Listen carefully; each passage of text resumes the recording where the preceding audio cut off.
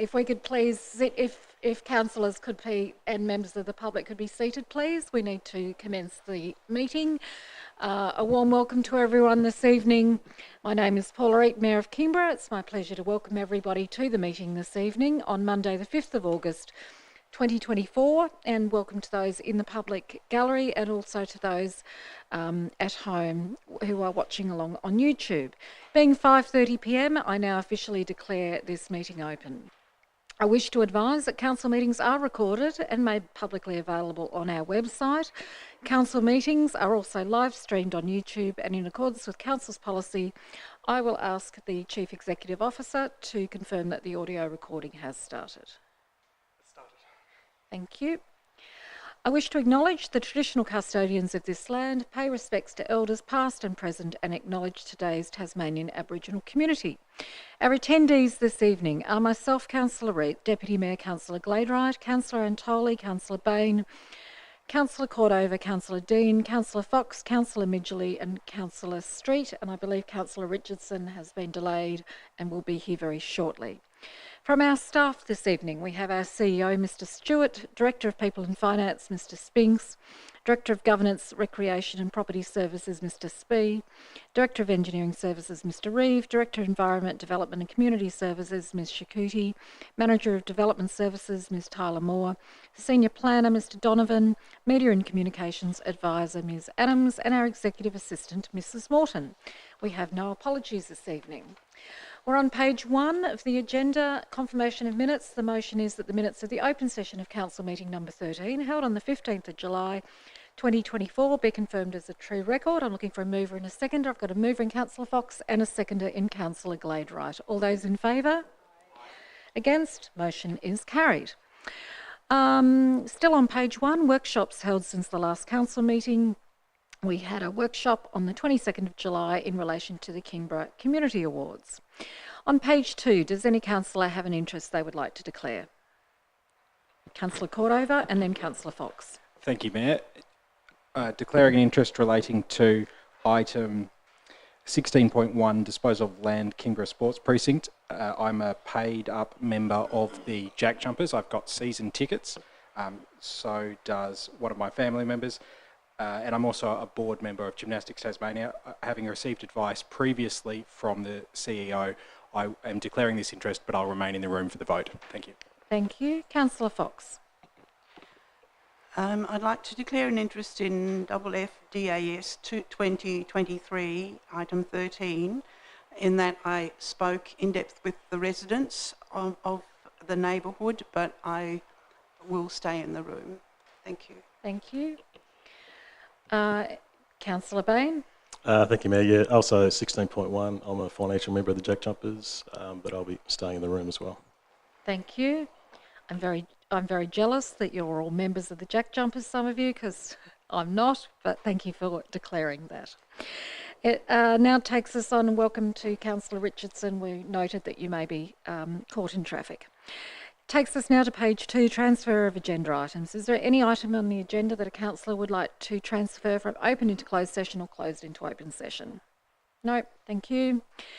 Questions without notice from the public. Before I call for questions without notice, I would like to draw attention to those in the public gallery who are here with us this evening in relation to the guidelines for public questions. Under the Local Government Act, we are required to provide at least 15 minutes for public questions. There is to be no discussion, preamble or embellishment of any question that is asked without notice. And the chair, which is myself, may require that a member of the public immediately put the question. If I could just ask those who are asking questions this evening to bear that in mind and invite anybody to ask a question this evening.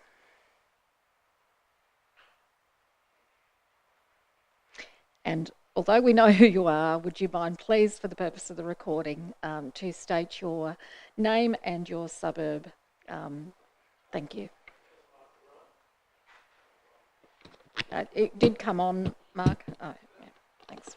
Professor Michael Rowan from Birches Bay, and my question is Council aware the three claims concerning the supposed dangers of personal bushfire shelters made by the Tasmanian Fire Service on their website at the time of Council's prosecution of Wendy Edwards for installing a private bushfire shelter without Council approval, namely 1, that there is no conclusive research or evidence that demonstrates that private bushfire shelters are safe to use. 2, the Victorian Bushfires Royal Commission found, quote, conflicting evidence where seven people died in private bushfire shelters while others claimed the shelter may have saved their lives. And 3, the Royal Commission concluded that, quote, extreme caution should be taken with respect to the use of private bushfire shelters. All 3 of these claims were withdrawn in November of last year, having been shown to be false. Accordingly, does Council now accept that there was no factual basis to the prosecution of Ms Edwards and that the actual findings of the Royal Commission show that the removal of the personal bushfire shelter at our property would constitute a risk to our lives? And therefore, what does Council propose to do about this situation? Thank you. I'll ask the CEO to provide some assistance. Thank you, and through you, Mayor. Thank you, Mr. Ryan, for the question. So, Council takes professional advice from a variety of sources, and at the time we did draw upon advice that was listed on the TasFire website. We take information in good faith from various sources. In terms of its validity or lack thereof, I can't comment to the detail of that. I'm not an expert in that area, but we will continue to take advice from various sources that we deem to be reputable at any moment in time. Any adverse outcome that comes from that is purely incidental and accidental in terms of the outcomes that come alongside it. In terms of the relation to the prosecution of Ms Edwards, we acknowledge the fact that this has been a really difficult journey and quite an emotional one for your family, and we appreciate the challenge alongside that. I would say though that the information that was taken from the TasFire website was not the sole determinant of that action, and we have a duty as an organisation, as a regulatory body, to uphold, I guess, our role in terms of maintaining the standards as it applies to planning. Do you have a further question? Quick follow-up question? Yep. Given that there was no factual basis to the supposed dangers of private bushfire shelters, on what basis did the Council complete its risk analysis of the installation of the bushfire bunker? Does Council stand by that risk analysis, which, as I understand it, was the evidential basis for the Council progressing in accordance with the Council's enforcement policy of determining that this was a breach of the Building Act which warranted prosecution? We will take that question on notice because Mr Stewart was not in the role at the time, so would be unlikely to be aware of that. Although, Ms Tyler-Moore can provide some assistance. Sorry. Thank you. Through you, Mayor, the matter for prosecution was non-compliance with the Building Act. Didn't take into account the matters that were mentioned in the first question. It was to do with the Building Act and not to do with the Royal Commission. I understand that, but there is a conceptual confusion here.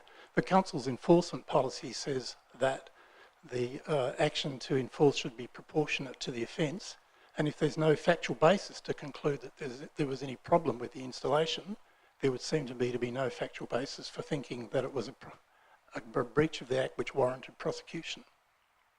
Ms Tyler-Moore.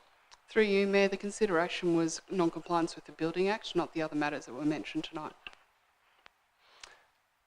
Again, I ask, this will be the last thing, I'm not wanting to enter into a debate, I know there's other things on your agenda. The Council has an enforcement policy. The enforcement policy does not require the Council to take action in relation to every breach of the Building Act. There is an assessment of the significance of the breach of the Building Act, which, as I understand it from information I gained under Freedom of Information, employed the false claims of the TFS as a basis for the assessment of the risk of the installation of the bushfire bunker, and without those false claims to back the Council's assessment of it according to its risk register, it would seem to me that there was no basis for Council to assert that the breach of the Building Act was of sufficient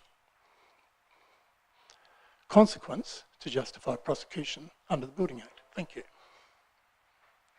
Thank you. I'll take that as a statement rather than a question. Are there any further questions without notice from the community?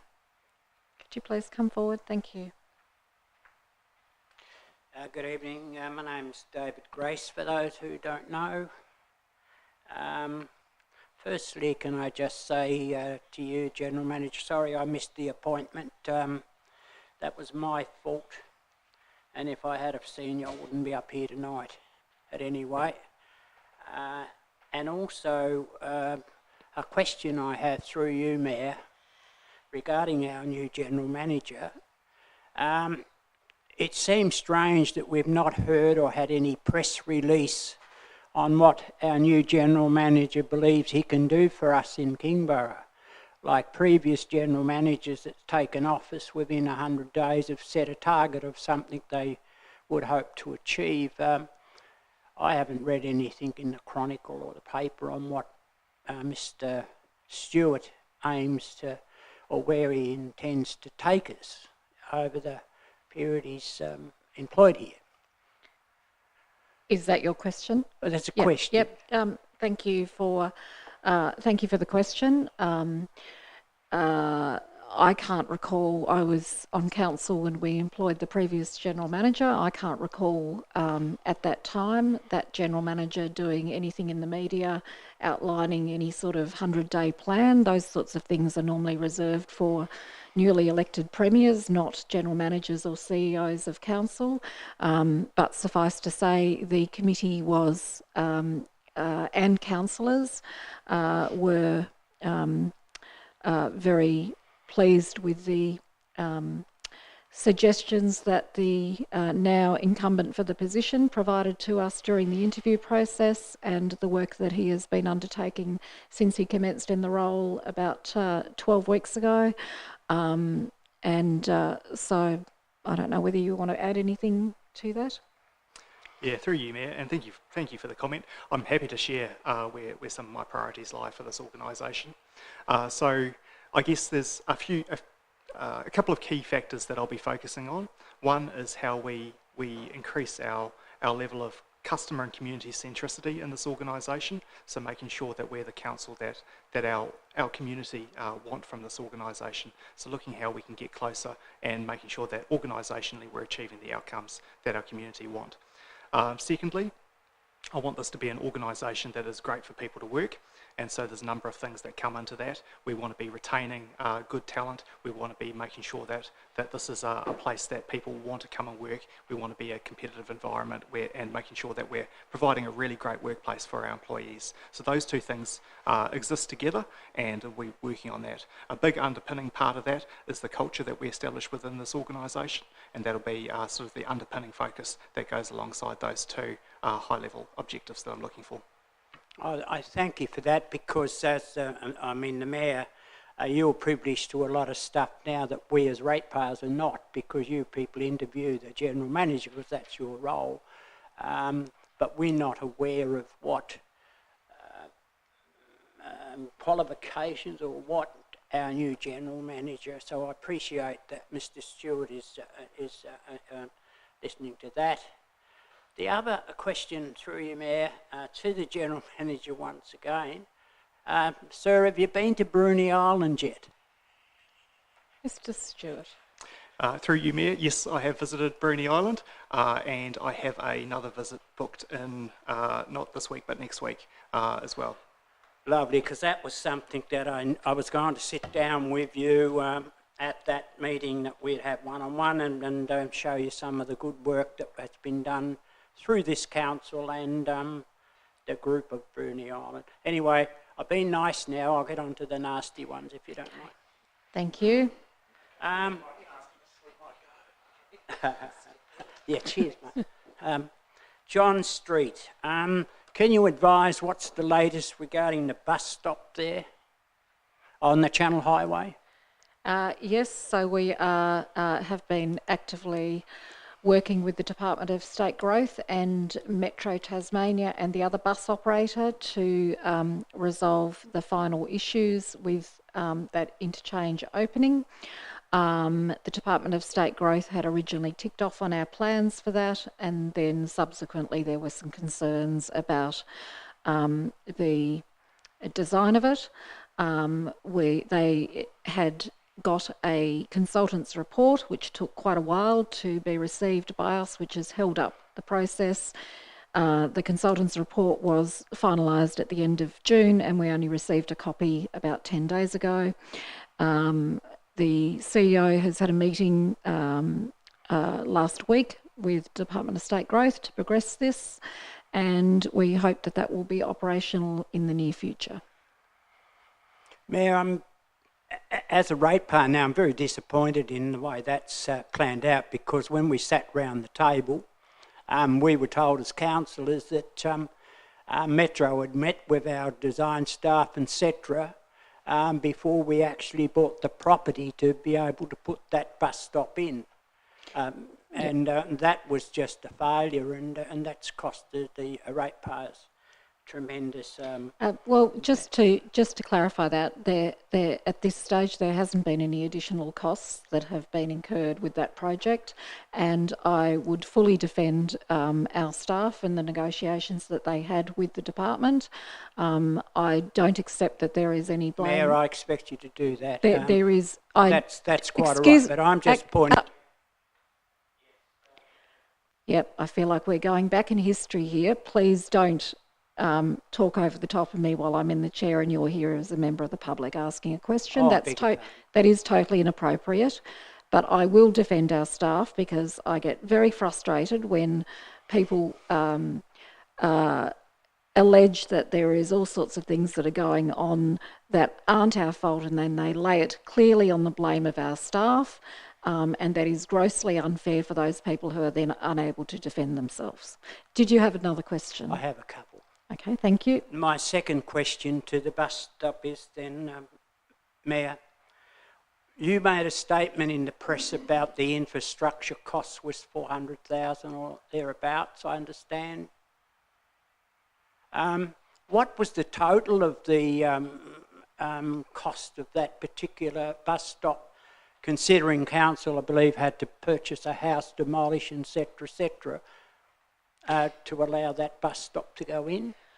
I don't have that figure off the top of my head. I can't recall it, but we will take that on notice and provide that. On notice, and it has been publicly released prior to this, but I can't recall it at this stage, so I'll take that on notice. Now the other thing is, while I'm here, Mayor, when are you going to do something about the stuff here, community promotion? You can't hear here.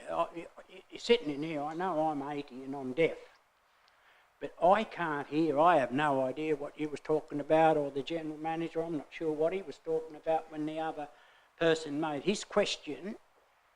This is appalling, because we had a better setup here years ago. With those speakers working, at least we could hear, or the public gallery could hear.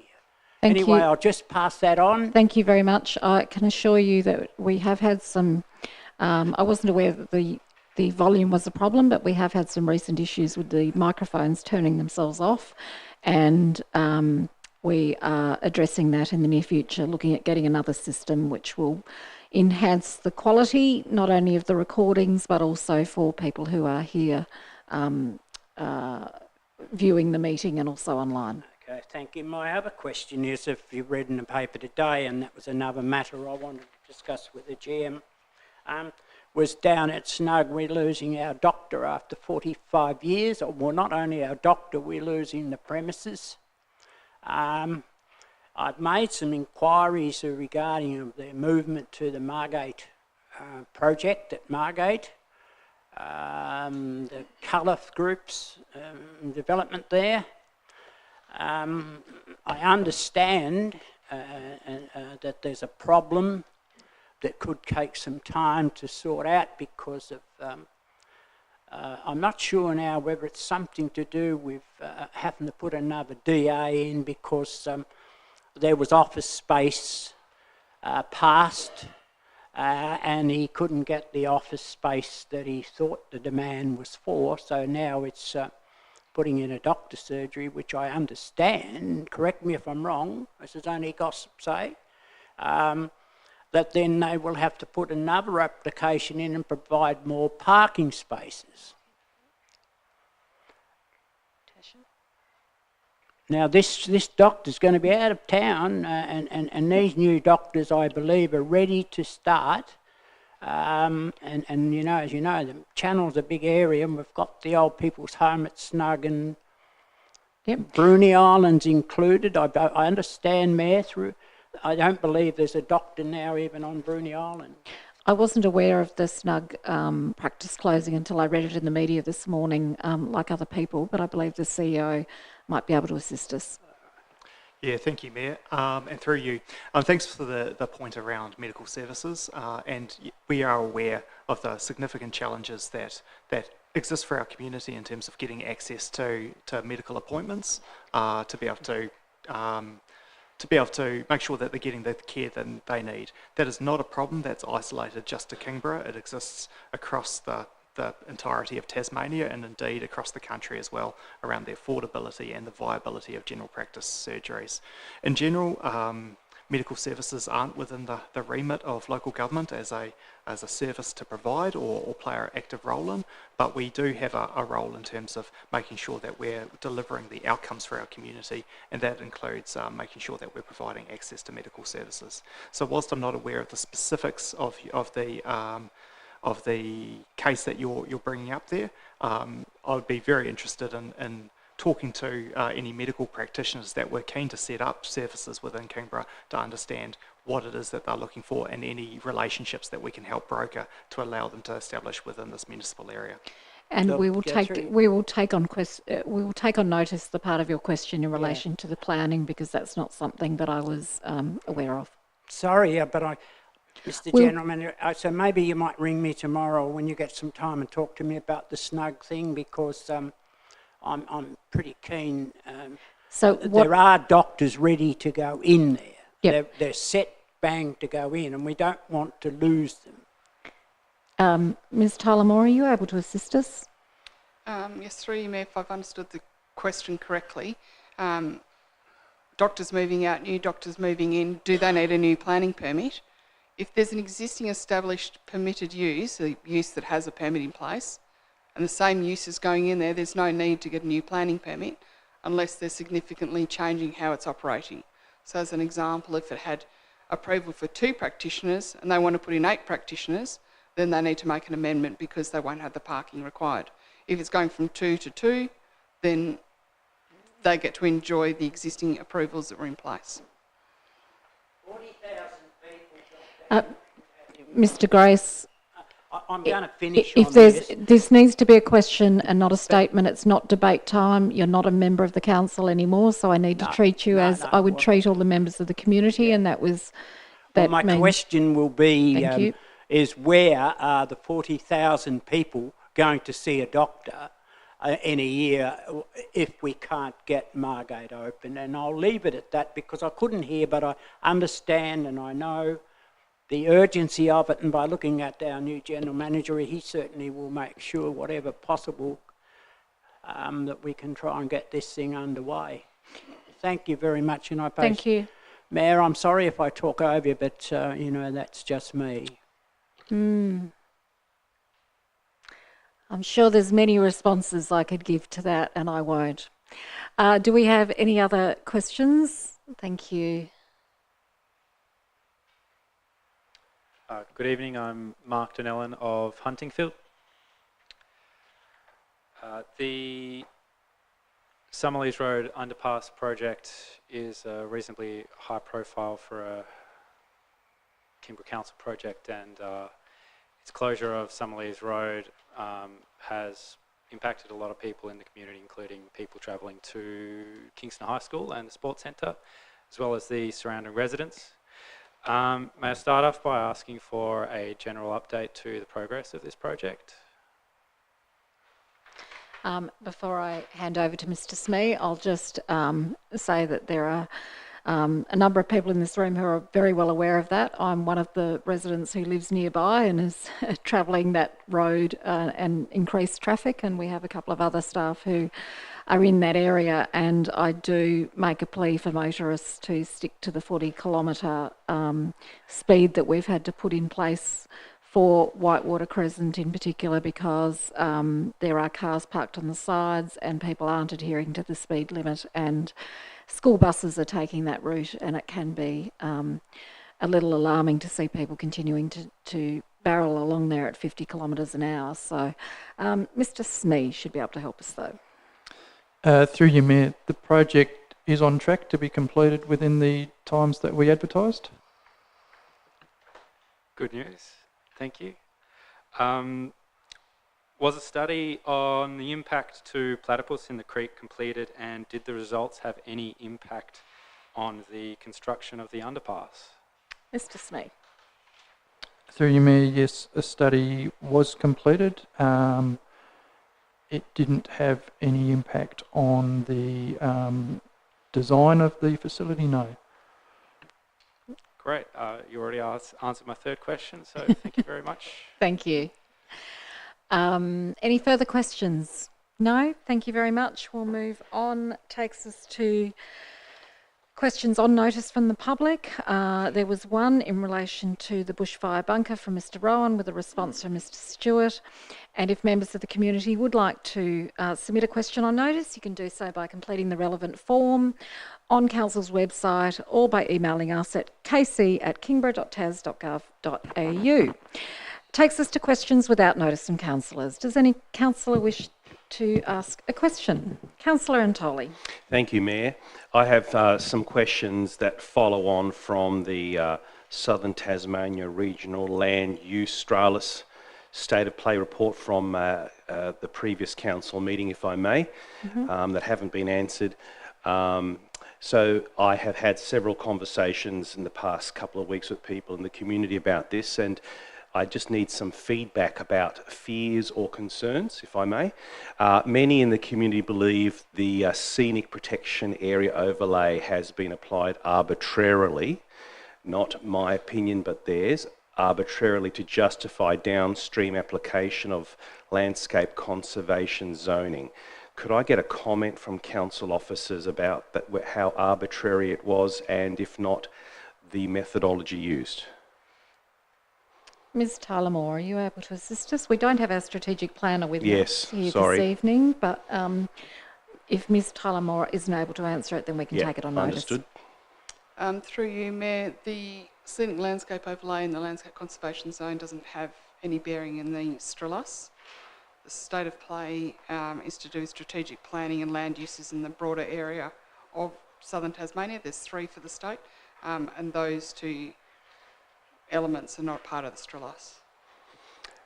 Thank you. How can the community know that there's clear justification for its implementation, that is the scenic protection area overlay application? Ms. Tyler-Moore. Through you, Mayor, when the planning scheme, so I suspect the person who's asked by you is actually asking about the planning scheme. Yes. The Tasmanian planning scheme. Yes. The Tasmanian planning scheme has been written by the state government, and the overlay codes and the zones are also written by the state government. The requirement for council is to then apply those new provisions to the planning scheme relevant to their municipality.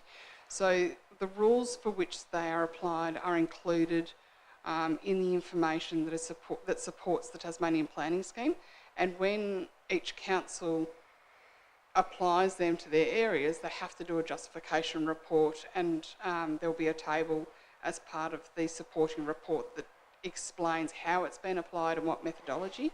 The scenic landscape overlay in Kingborough, we already had one. It's a similar one, but it's actually quite different, so people need to be careful not to think just because it's got the same name, although the name is actually different, but other ones are slightly different. There can be fundamental changes in what's allowed or how it's applied. So, for example, in the Kingborough interim planning scheme, which is a scheme we currently work under, they had applied it by a contour level.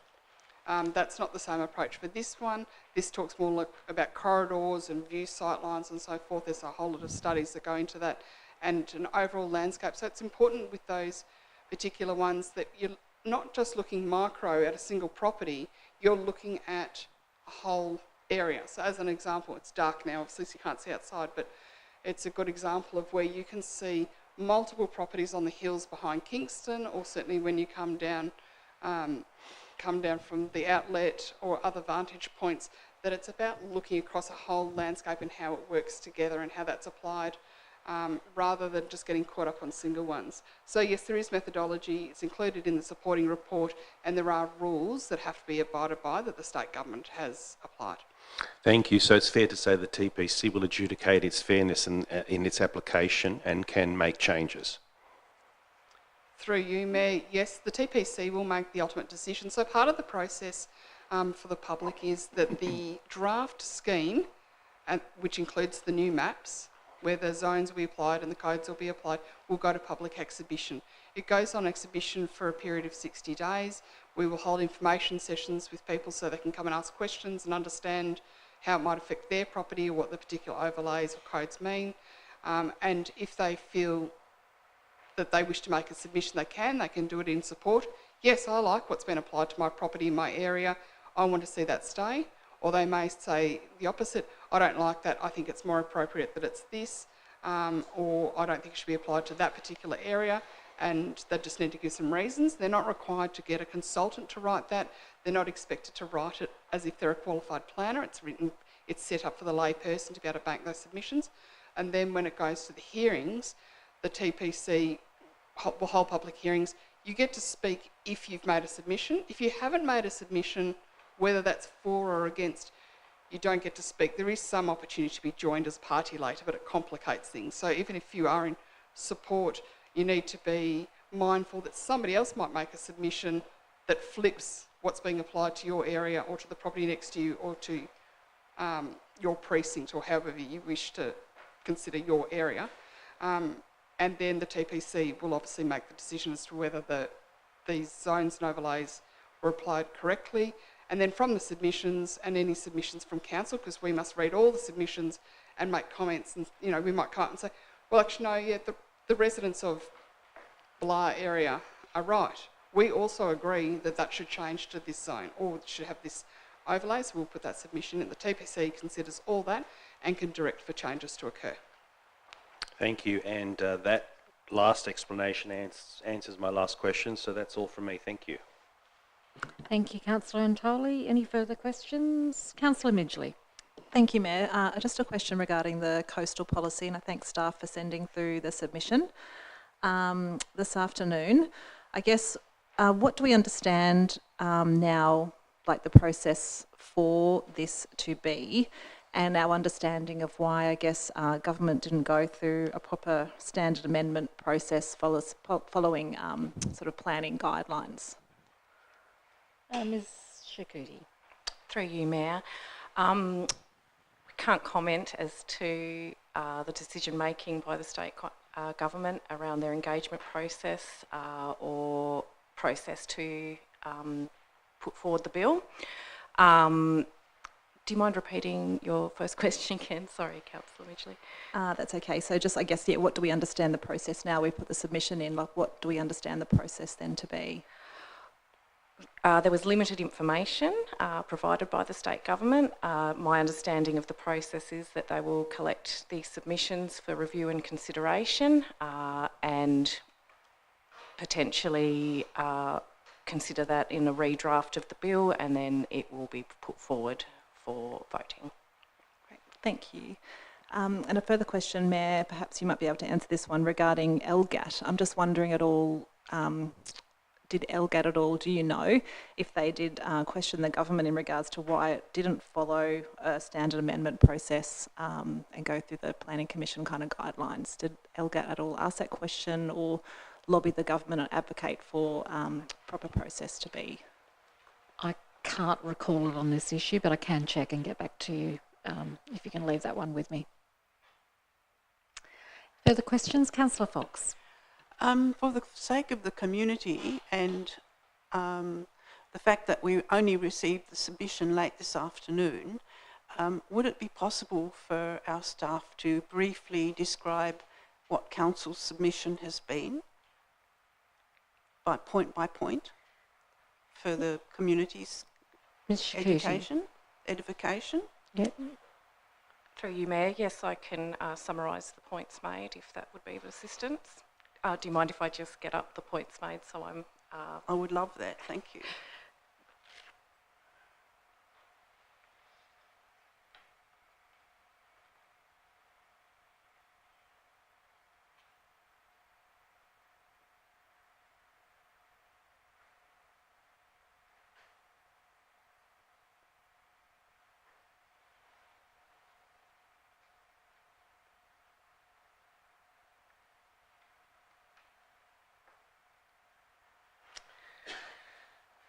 Okay, so Council's submission was fairly brief, and we met internally with relevant staff from planning and our environment department, and we determined that our submission should be limited to how it will potentially impact Kingborough and the way that we are assessing development on in our coastal areas. So in summary, Council's submission was that we value meaningful engagement and that the limited time frame and supporting information provided constrains this process. In consideration of the transition to the new planning scheme and state planning provisions and changing pressures facing coastal development from the impacts of climate change, Council would welcome a broad review of the state coastal policy. Any review should not assume changes to the policy on the basis of the temporary validation bill and should be accompanied by a robust engagement process. We would welcome improved clarification of the meaning of a range of terms, in particular what constitutes actively mobile landforms, as well as a gap analysis against TPS codes relating to coastal areas. Council would like to clarify that the validation bill will only apply retrospectively to works that have a valid LUPA permit during the validation period and not to works that have occurred illegally during this period or future works which have not obtained a LUPA permit in the validation period. So that's the summary of our submissions. Councillor Fox, anything further? Yeah, I guess it's very difficult for us in the time frame that we've had to consider this issue and haven't been able to bring the matter to Council with a full report. So I really appreciate you reading the actual summary from our staff. Thank you. Thank you, Councillor Fox. Councillor Dean. Thanks, Mayor. Just to follow up on that, so that submission is being submitted on behalf of Council, but am I right in that just because of the turnaround, it's not going to be, I suppose, signed off by Council laws? That's correct. Yep, true. First question for me, just around residents will have noticed at the intersection of Browns Road and Channel Highway that some land is being cleared where Browns River is. I just wanted to know if we could have some information on the record for what that is around and what the development potentially that is happening there. Ms Tyler Moore. Through you, Mayor, I don't have all the detail of previous approvals on that site. There are previous approvals on that site. We are aware of the vegetation removal and the other works that have occurred, and our Compliance and Investigations Officer has gone down and started the investigation on that matter. Councillor Dean. Thanks, Mayor. And then just a couple of questions around the news. It's been about 6 weeks now that Blackmans Bay South Beach has been closed. So just for the record for the community, there was a media release put out by you, Mayor, I believe, at the time. But could I just have clarification of what that is looking like heading into next summer or even now for recreational swimmers at the Blackmans Bay Beach? Ms Shakuti. Through you, Mayor. The no swim advisory in place at the moment is, as it sounds, it's a no swim advisory due to potential public health risk. We, at this stage, foresee that it will remain in place for the next swimming season. We are working internally and in partnership with Taswater to determine what the strategy will be to address the issue there, and that will be considering our legal obligations, risk and community expectations as well. I'll just add to that our staff have been working incredibly hard to try and determine the source of the contamination, and there has been, it's fair to say, probably a bit of conjecture on social media about the possible causes of the contamination, and there have been people suggesting it's been the seagulls. A whole range of things have been suggested, and all the investigations to date cannot find the exact source of it. So it is a great source of frustration for our staff because they have put an incredible amount of time into it, but they've also been working very closely with Taswater and the Derwent Estuary program to try and resolve it. So there's a very cooperative approach, and hopefully in the future that will bear some fruit and we can actually get to the source of it. But as you can appreciate, with the size of the stormwater network in Blackmans Bay, that's not necessarily easy to pinpoint exactly where it's coming from. Yeah, thanks. So just to clarify then, so staff or the council is putting together a plan for that specific part so that there will be hopefully substantial, I suppose, upgrades put forward or proposed to actually improve the water quality. Ms. Shaguti. Through you, Mayor, yes, we are putting together the strategy. The strategy will look at costs and benefits and ongoing risks. I suppose underpinning the strategy is determining the source of the pollution and the issue. So that will be a key priority as part of that strategy that will then inform our decision making from there.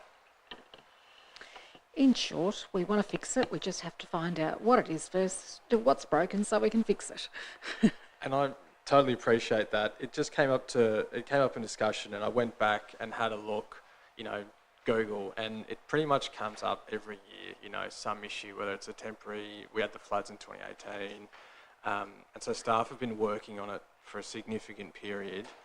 It just feels like it's a real, it's obviously hugely disappointing for that particular part of the community that use that more sheltered part of Blackmans Bay, but it just feels like we're not really getting anywhere. And the discussions I'm having with people that say it just feels like year in, year out, and now to have it downgraded as poor. But it's great to hear that a strategy is being put in place so that we can have actual options for us as councillors. And we will provide a workshop opportunity for councillors once that has been prepared, so that you can be aware not only of the work that's been done to date, but then, what the strategy entails. And once we've got that, we will obviously communicate that to the community. Yep. And just to make the comment that we've, as councillors, had a substantive amount of information presented to us on the issue, but I just wanted to add that for the public record. Yep. Thank you. Thank you. Councillor Bain. Thank you, Mayor. Just had a question around the Algana Road Channel Highway roundabout upgrade project that State Growth are doing. Their website's advising that the detailed designs have been completed and will be shared with the community in July 2024. Just wondering, has Council received the final designs yet? Mr. Reeve, what do I feel like the words imminent might come out? Through Mayor, unlikely. No, I haven't heard too much more. We've certainly had lots of discussions with State Growth in terms of the design and different aspects of it, if you like, but I haven't heard any more about that aspect of it, but happy to chase up with them to see whether or not that time frame's moved out slightly. I suspect it has, because I think there was, I know from speaking to our local member, Julie Collins, she was concerned about, given that there's a significant amount of federal funding in that project, she was concerned about the time lag that was occurring with the Department of State Growth. Any further questions? If not, we'll continue with the agenda. Takes us to page 3, questions on notice from councillors. We had 2. The first one from Councillor Cordova in relation to paid parking enforcement on private properties with a response from Mr Basham. And the second one from Councillor Antoli with a response from Mr Stander in relation to Southern Tasmanian Regional Land Use Strategy State of Play report. So open session of council now adjourns at 6:14 p.m. and Planning Authority commences at 6:14 p.m. Takes us to page 5, DAS 2023-13, development application for subdivision creating 10 lots plus balance and 3 public open space lots at Tinderbox Proprietary Limited, 441 Tinderbox Road, Tinderbox, with a recommendation on page 42. I'm looking for a mover and a seconder, please. Moved, Councillor Gladwright. Seconder, Councillor Antoli. Councillor Gladwright. Thank you. Yes, as you said, this proposal is for a subdivision. You might need to speak up because we've got indications from the back that it's difficult to hear this evening. Sure. So the proposal is for a subdivision creating 10 lots plus balance and 3 public open space lots. The recommendation is for approval with 17 conditions and 5 advice clauses. There were 8 representations, and in the last couple of days I've received further emails raising some other concerns, these being privacy and wastewater.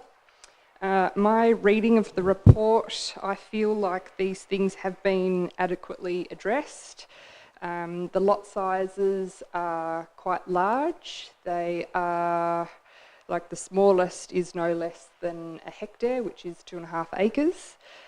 So I consider that privacy would adequately be able to be accommodated on that lot size. Same with the wastewater. I feel like that has been answered quite well in the report.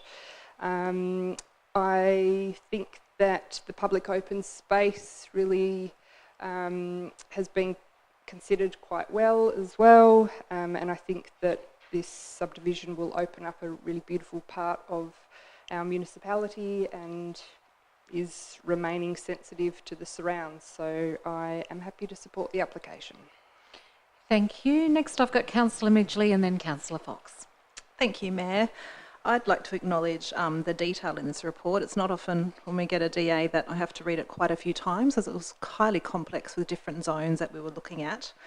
So I really thank staff, the authors of the report for the time taken to do this, and also for time actually taken to meet with me prior to council to have some questions. Overall, as Councillor Gladwright said, I do feel it's a very positive outcome for environmental protection and the public open space outcomes. But I also really want to note that it is a really interesting piece of land. There's a lot of high conservation importance on this land. Acknowledging the local community members who've lived here for long times and the value of this land, and the fact that, you know, we need to protect biodiversity right now, you know, more than ever. So I've got quite a few questions in regards to that, and I have had discussions with staff that our environmental team and a whole range of other planning staff across council have really looked at this and worked with the developer for the best possible outcome. So a couple of questions, I've got quite a few, about 10. So if I can please have an explanation around the public open space, noting that it is on the foreshore, so considering, I guess, the tides on that foreshore, I guess staff in our tracks and trails or other areas, like who has been involved, I guess, in checking the appropriateness of this public open space, and that it isn't sort of a bit of a, oh yeah, you can have this bit, like what value is that, is this public open space to council and the community, I guess? Ms Tullamore or Mr Donovan, either one. Through you, Mayor, a significant amount of work has gone into seeing the appropriateness of the public open space. Whenever we have an application, we need to consider, in accordance with the policy, because it's now the revised one has some criteria, that we don't want land that we can't use or is not of use to the community. This site was walked over twice by multiple departments within council to make sure that it was appropriate.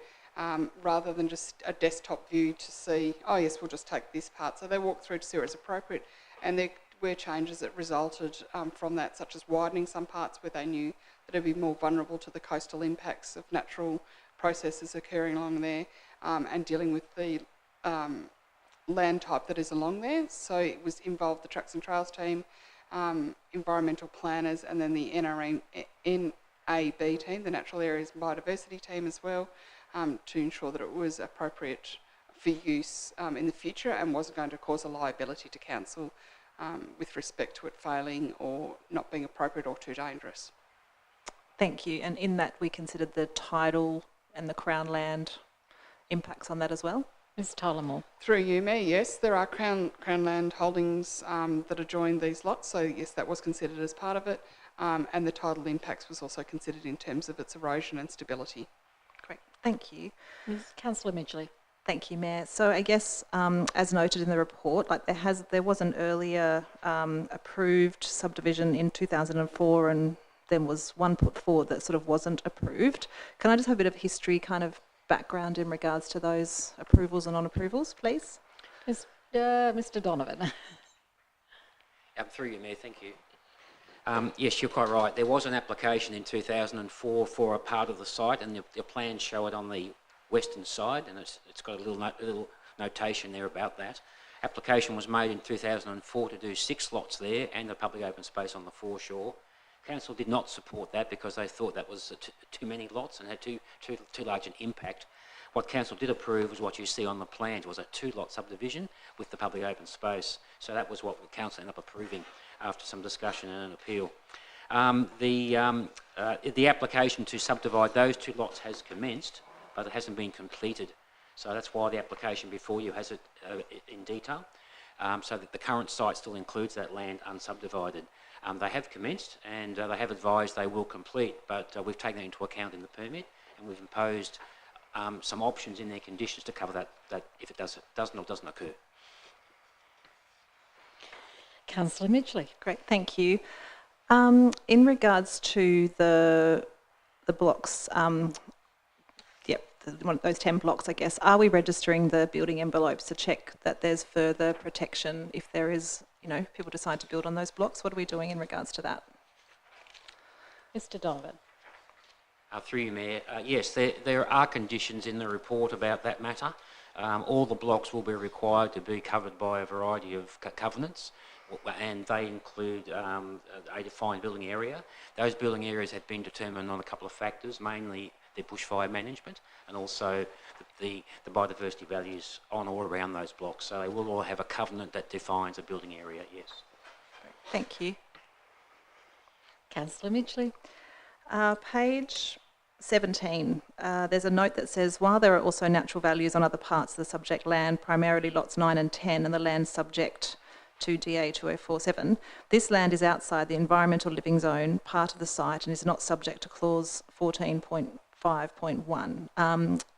Can you just explain those different zones, please, and that protection there? Mr Donovan. Through you, Mayor, thank you. Yes, the land does have 3 zones, as was introduced. It's got the northern area, which is in the environmental living zone. It's got the southern 2 lots, 9 and 10, and there it's in the rural resource zone. And there's a portion of environmental management zone to the west. So what's referred to there is in relation to the environmental living zone. The scheme does allow us to look at a variety of mechanisms to protect and preserve land, including the Part 5s and the covenants. That's part of the outcomes that the scheme tries to achieve if you're going to subdivide that land. Those provisions and requirements are not in the other zones, particularly in the environmental resource zone. So it's more of a typical zone where it has a defined lot size and a few other parameters around your house site, but it doesn't have the same criteria that we have to scrutinise the environmental living land with.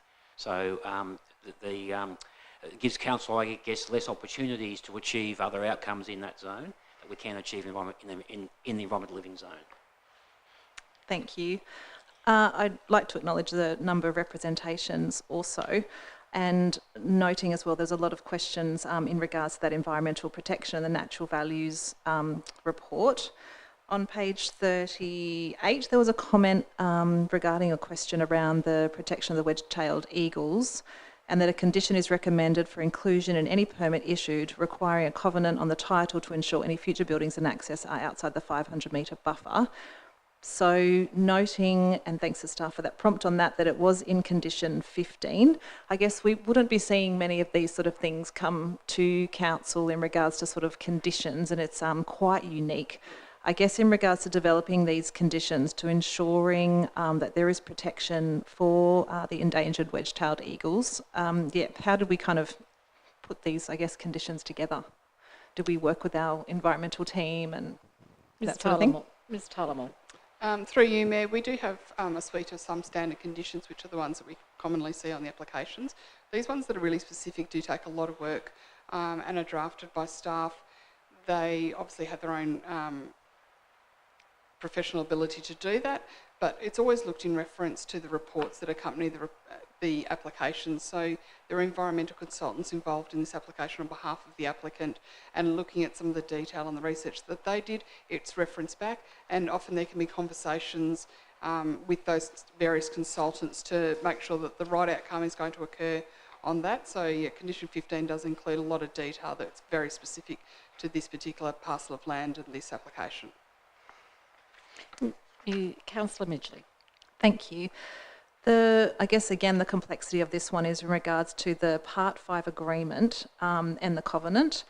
Could staff please explain how they ensure protection and I guess the differences between the covenants and the Part 5 agreement? Mr. Donovan.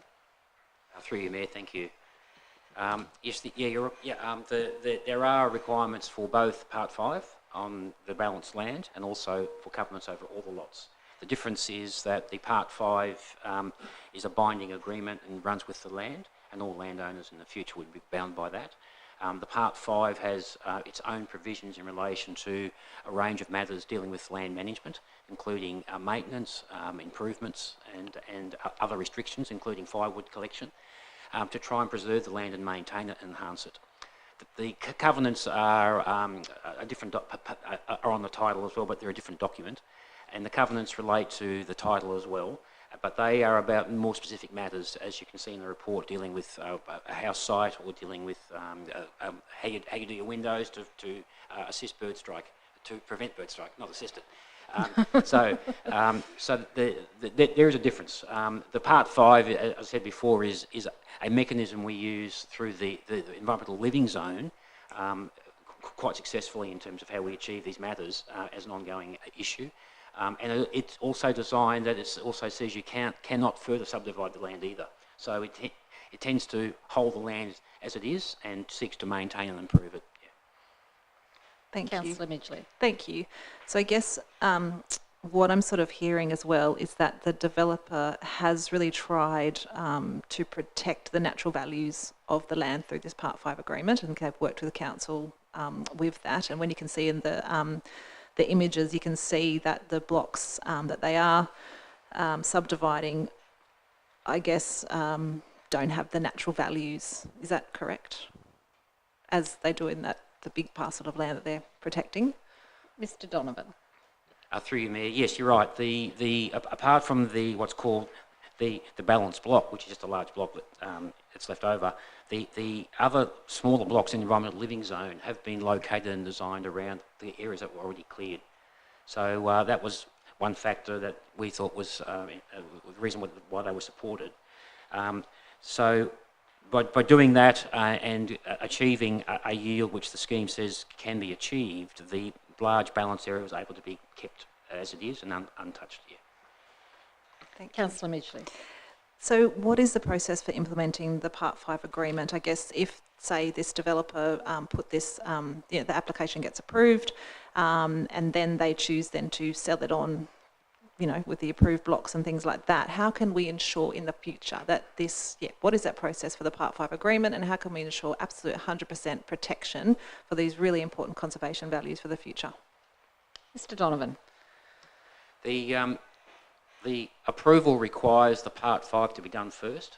So once they have a permit and before they can create the blocks, the first thing they have to do is create the Part 5 and the covenants on a title. It is staged, but that Part 5 will be in existence from day one. So if they want to on sell, and that's their right, then the person who buys it is also obliged to uphold the Part 5. Yeah. Councillor Midgley. Thank you. I note in some of the representations questions they asked why council didn't look at a conservation covenant. If I could just get some explanation regarding that. I know the response is there, but it's always good to hear it on record. Ms. Tullamore. Through you, Mayor, the conservation covenants are great for their purpose, but under Land Use Planning and Approvals Act, Part 5 agreements are stronger because council is then a party.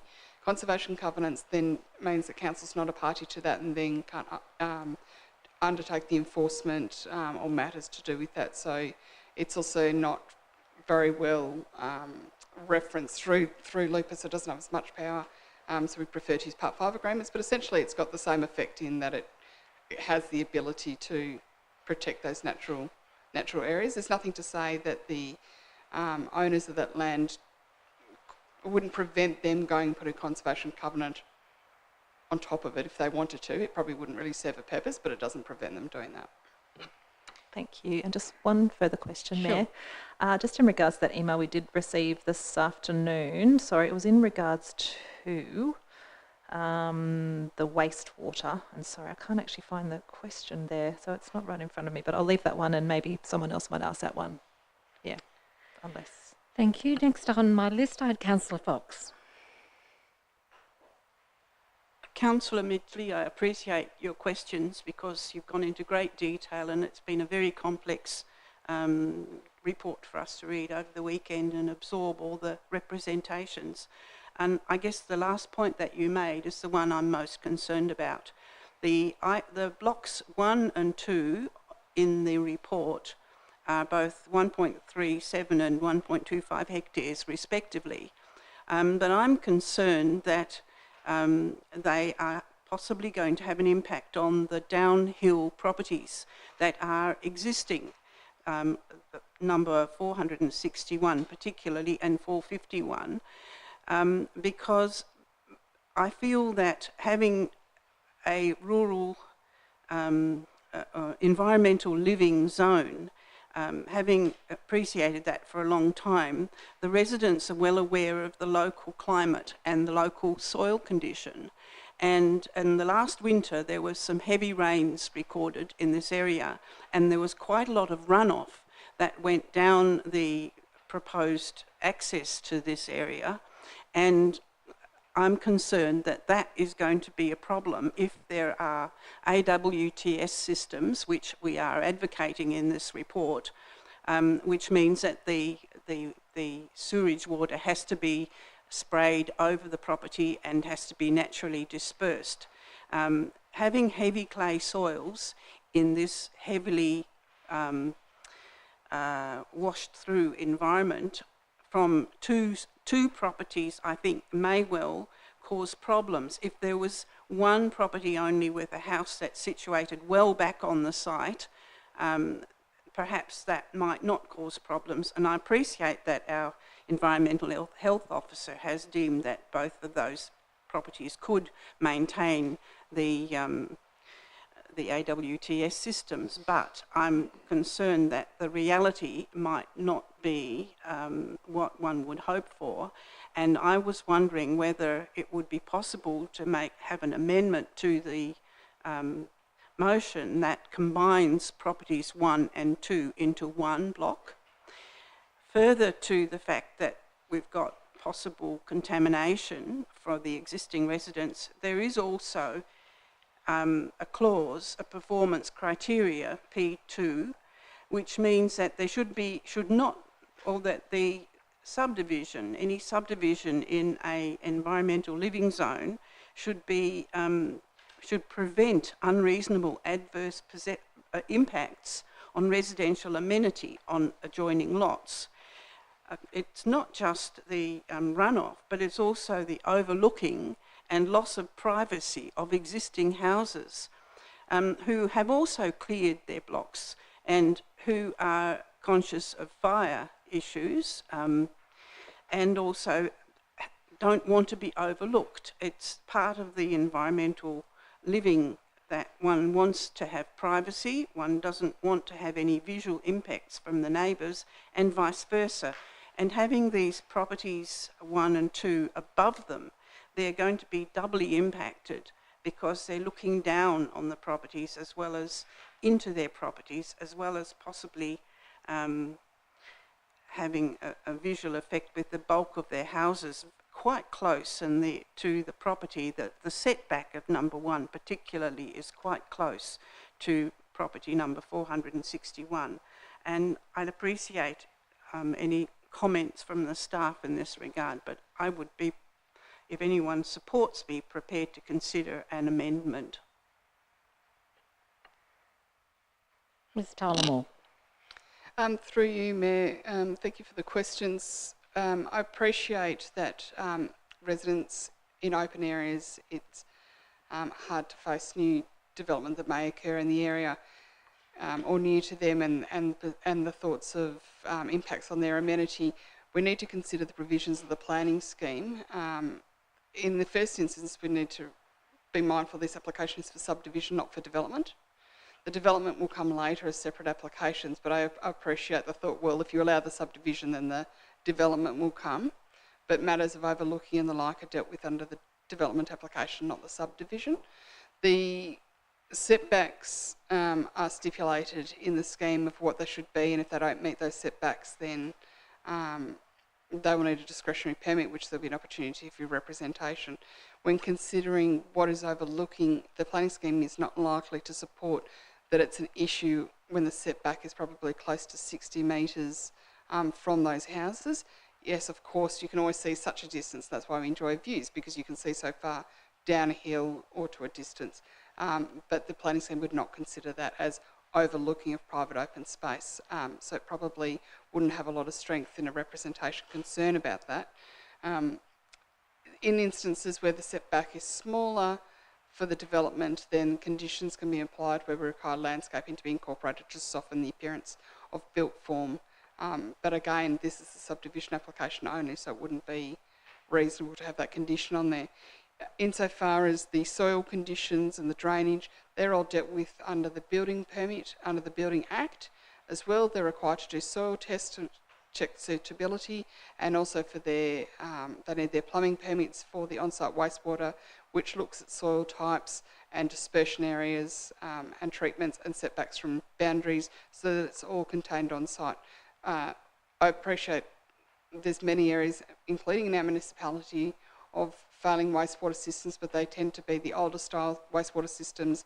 The modern ones now have a lot more rigour and regulation around them, and they must do maintenance and ongoing reporting of those on-site wastewater to ensure that they are compliant. And certainly if there's non-compliance, then we have the ability to follow that up. So they are designed to stay within the site. The drainage must be dealt with within the site, and certainly with the internal road that occurs as well, we'll deal with some of the drainage.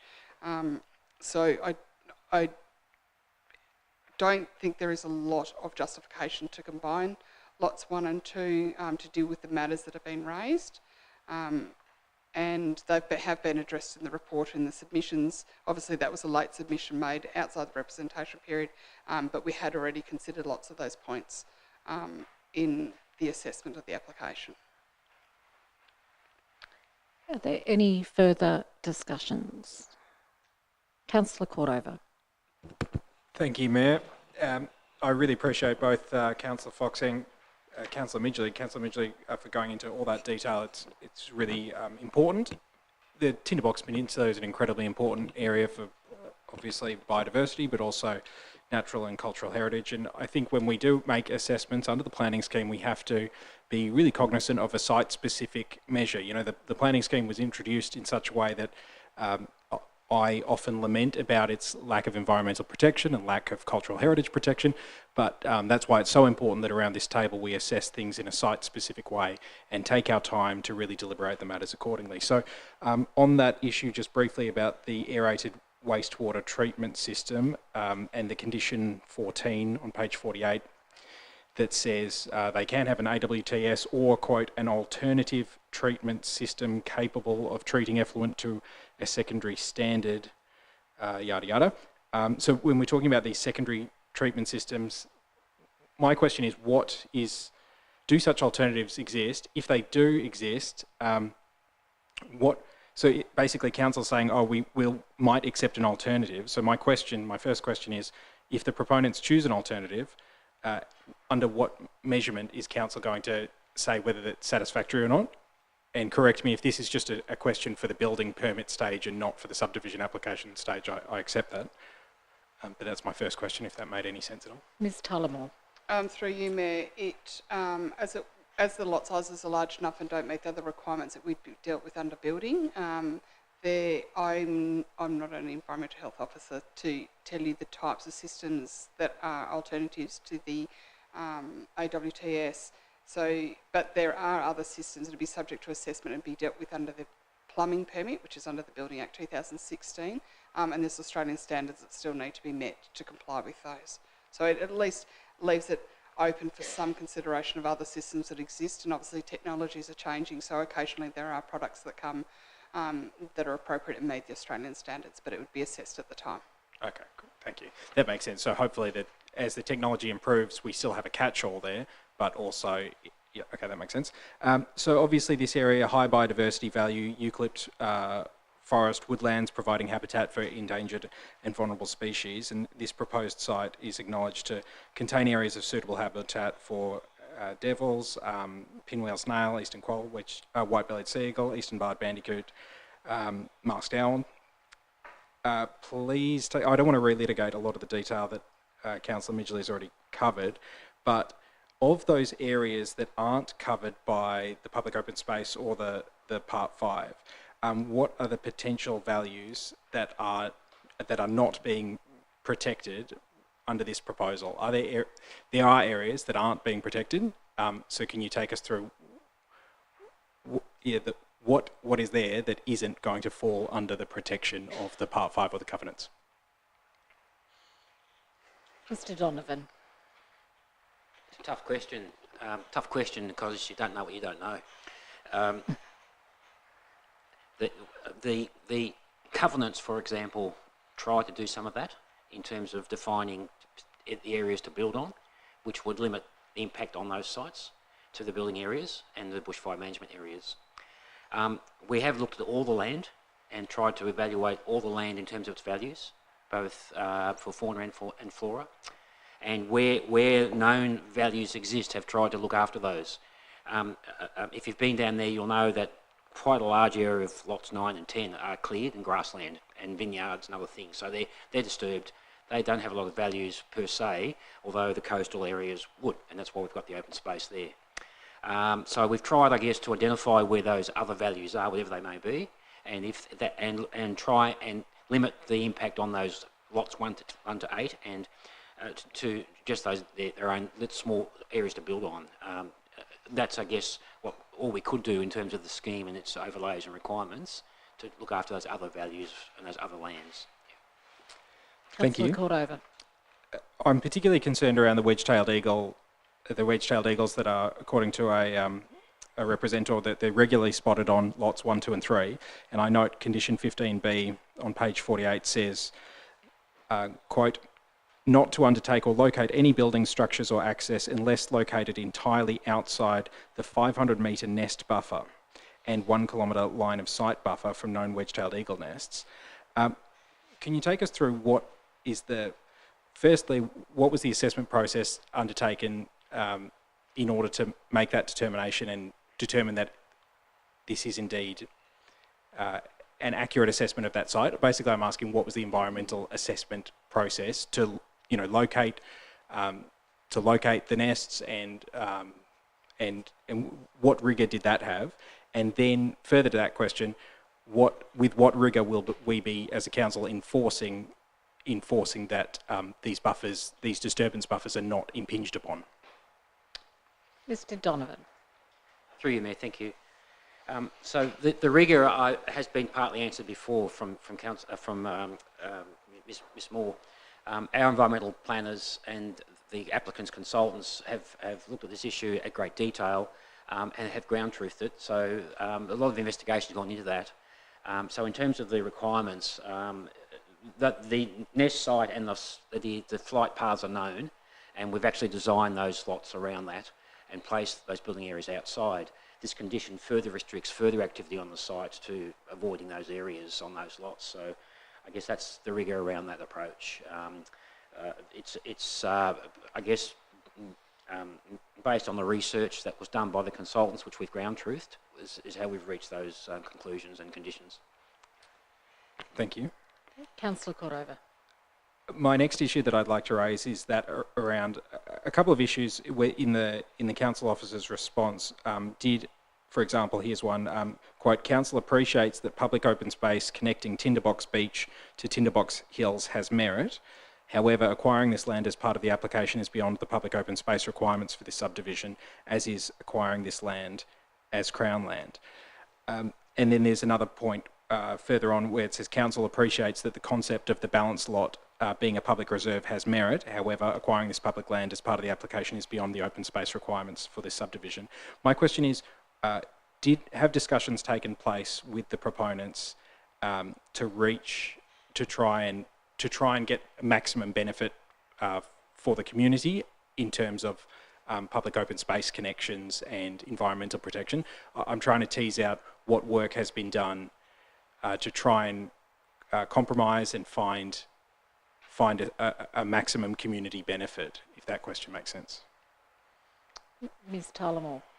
Through you, Mayor, the reference to that it's beyond what public open space contribution can be is because it's limited by the Act, that it's a maximum of 5%. So the land that's in the coastal areas that is more consistent with the tracks and trails proposal and strategy that's been approved by council has taken up that space. The other informal tracks that have occurred on site are actually people trespassing on the land, and that often happens on really large land parcels, and people get used to it and they think they're public paths and they're not.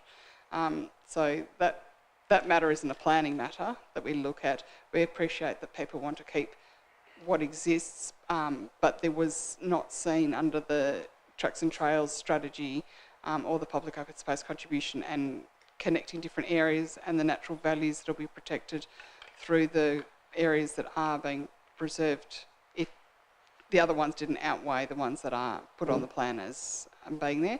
That's not to say that the landowner or future landowners don't have a desire to gift that to council or sell that to council. There's something that council outside planning could consider whether they wanted to do that, but under the planning permit it would exceed the requirement, and there's no obligation for them to provide that, and we didn't think that that outweighed the value of the coastal frontage open space that's being acquired.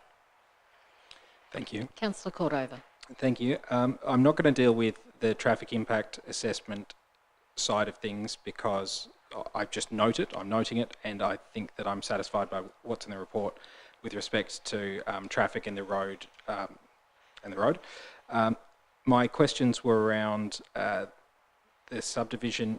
So this is E15.8.1 and E16.8.1, which is medium and high inundation hazard areas and subdivision in coastal erosion hazard areas. Can you please explain to me, what are the protections that are put in place around? Basically, the answer that I heard before is that the lot sizes are sufficient, that stormwater and the wastewater isn't hopefully going to be a problem, but in terms of stormwater and coastal erosion, I'm just trying to understand why it's determined in this report that that's not a problem. Mr. Donovan, maybe? Could you give us a page reference that you're on, Councillor Cordova? Sure. I was just looking at the table at the non-compliance table at the end. So I'm looking at somewhere like page 60. 18? Oh, here we are. I was just looking at page 69. Sorry? Page 69. Page 69. Who's going to assist us? So it just said that it has to be assessed against the performance criteria. So I'm thinking about coastal erosion, and I'm thinking about inundation hazard areas.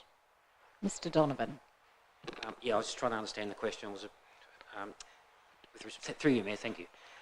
So the inundation prone areas code 15 and the coastal 15.8.1. erosion hazard code 16.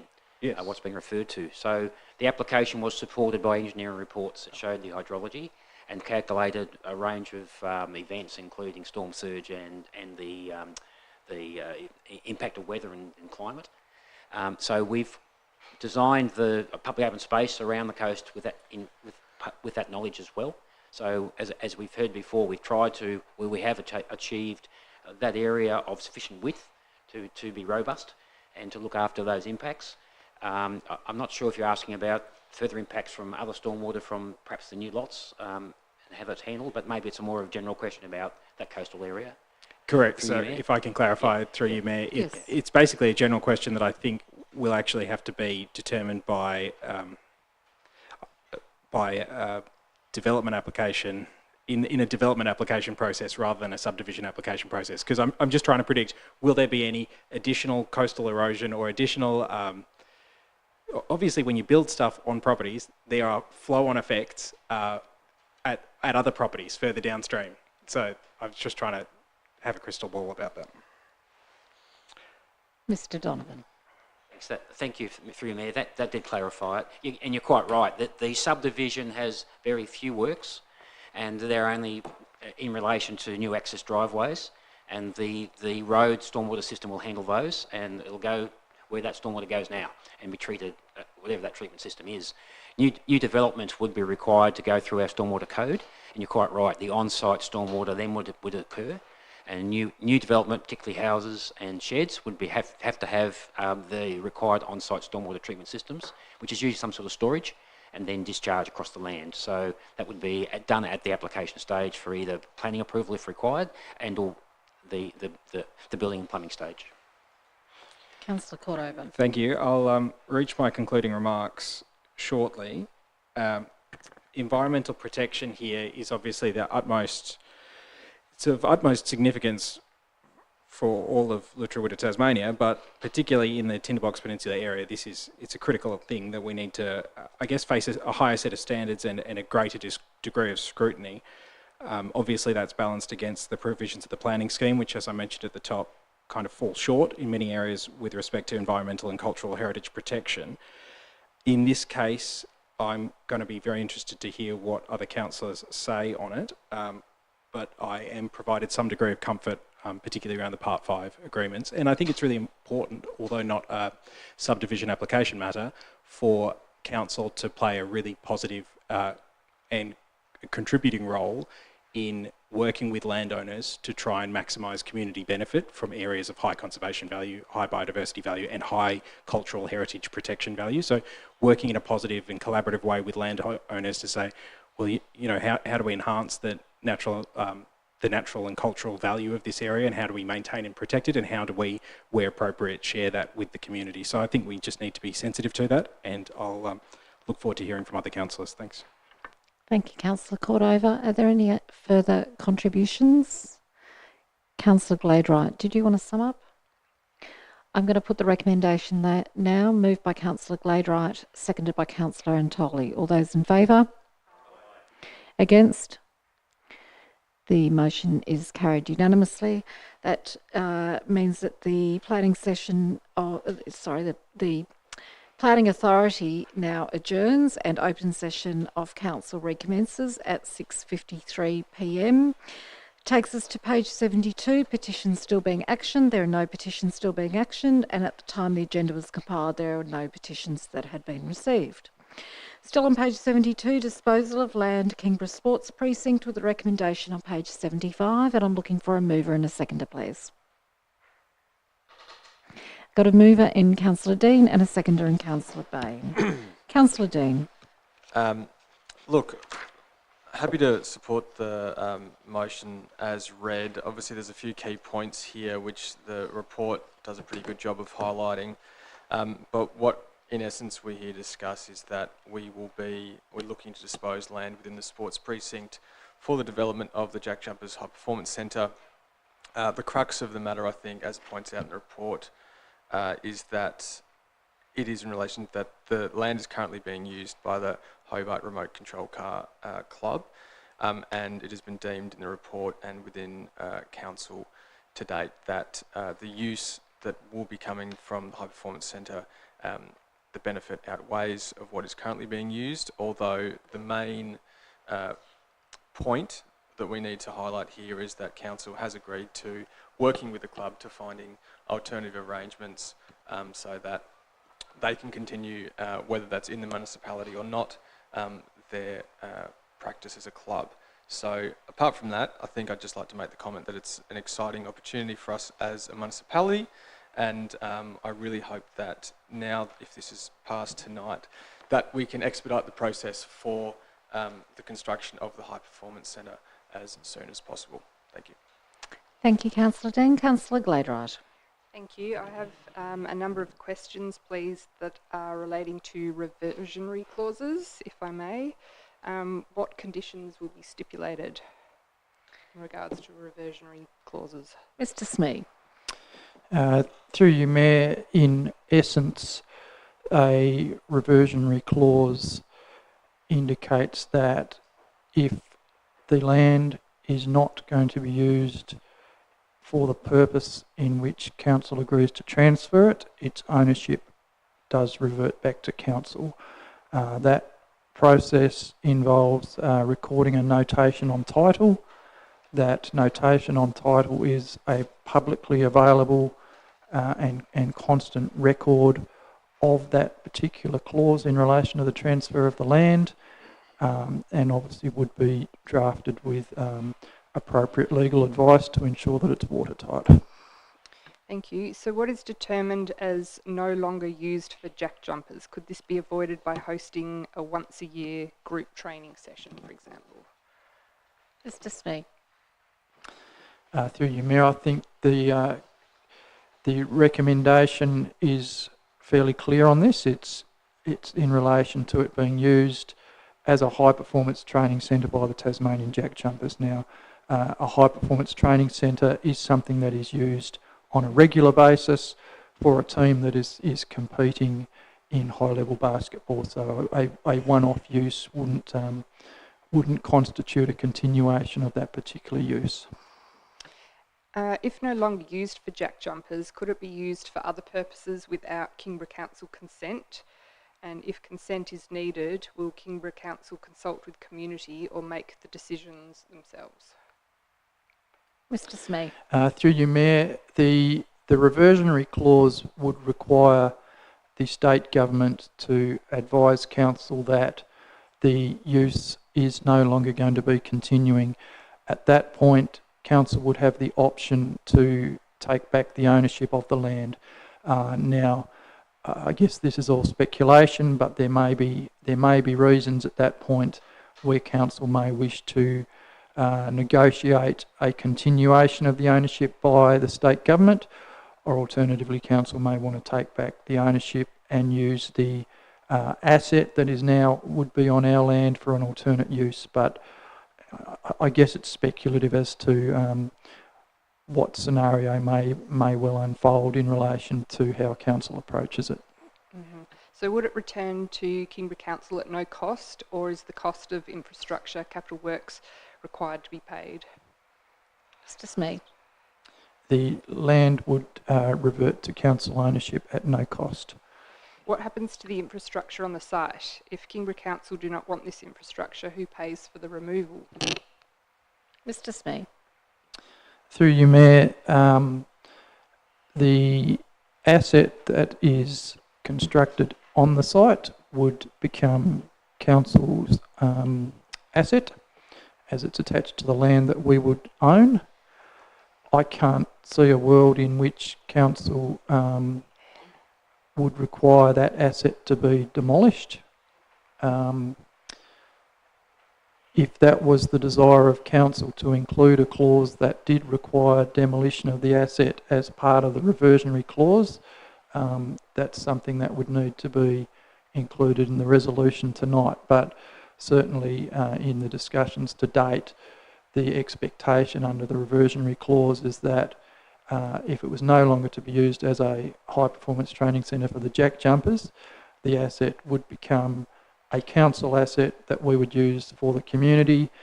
And indeed, we all know the demand for court space, so I would envisage that 2 extra courts being made as part of our sports centre would be a welcome opportunity. So as I said, I couldn't see a world in which council would require demolition. Who is responsible for advising Kingborough Council it is no longer used for jack jumper purposes?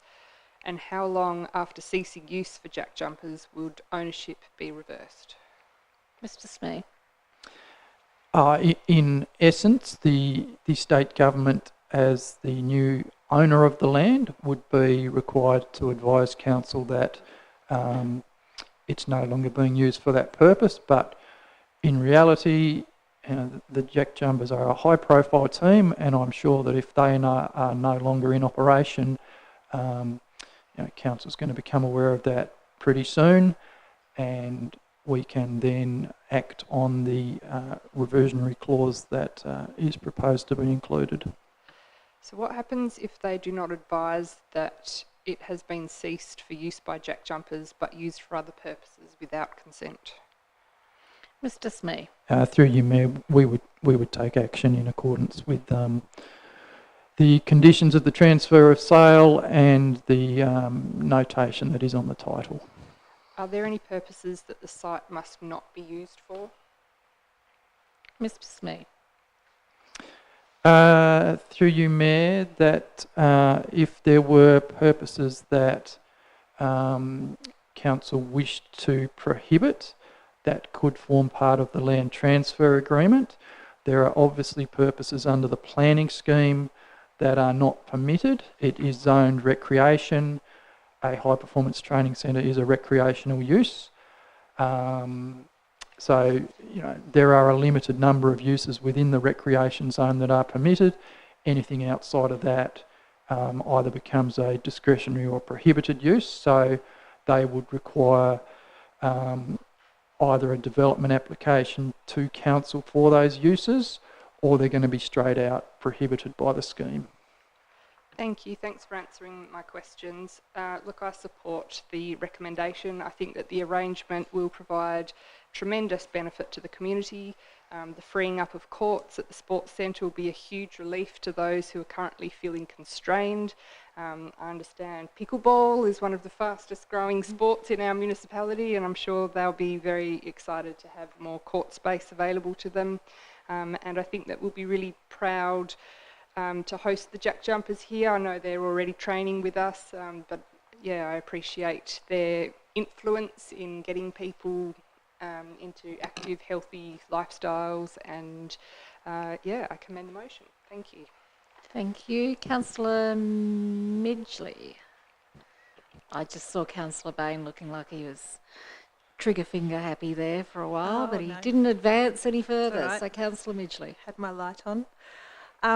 Yes, echo great questions from Councillor Glade right there. And again, just a few highlights on the report. The 4.7, where it mentions the location of the Jack Jumpers High Performance Training Centre brings significantly more benefits to the Kingborough community than a continuation of the existing use.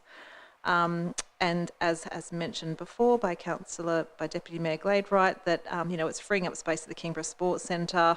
I've heard of many people, not being able to book spaces and things like that because we just don't have enough court spaces. And again, pickleball is just one thing. You go there, weekends, during the evenings, during the day, and it is really, really busy. And it's so great that we have this awesome facility there.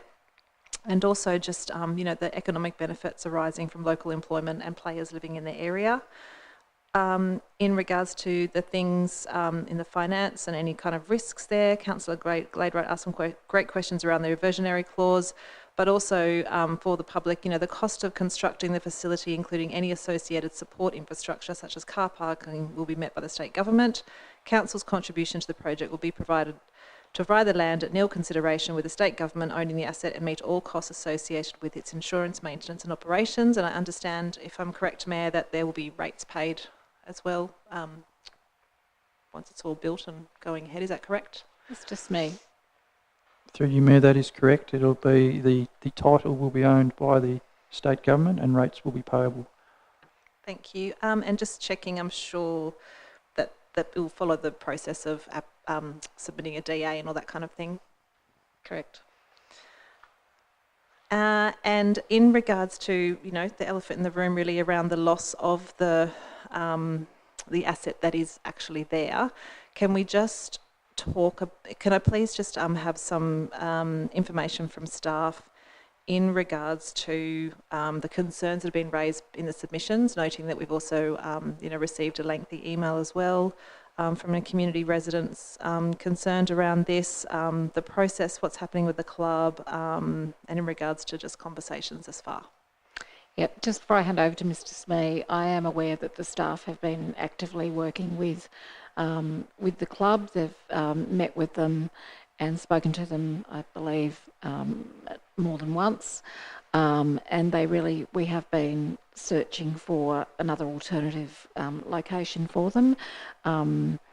It's likely that that may be outside of Kingborough, but it's my understanding that the club members don't live in the area in any event. They live in other suburbs and they have been coming down here since that facility was established. But Mr. Smee can provide some other points. Thank you, Mayor. So we've looked at 3 alternate options for the continuation of the use by club members. So one is the existing radio-controlled facility that is in Goodwood. Now this is too small for the particular style of remote-controlled vehicle that is used at Kingborough. However, with an expansion of that track, and there is room to expand that track, that could occur.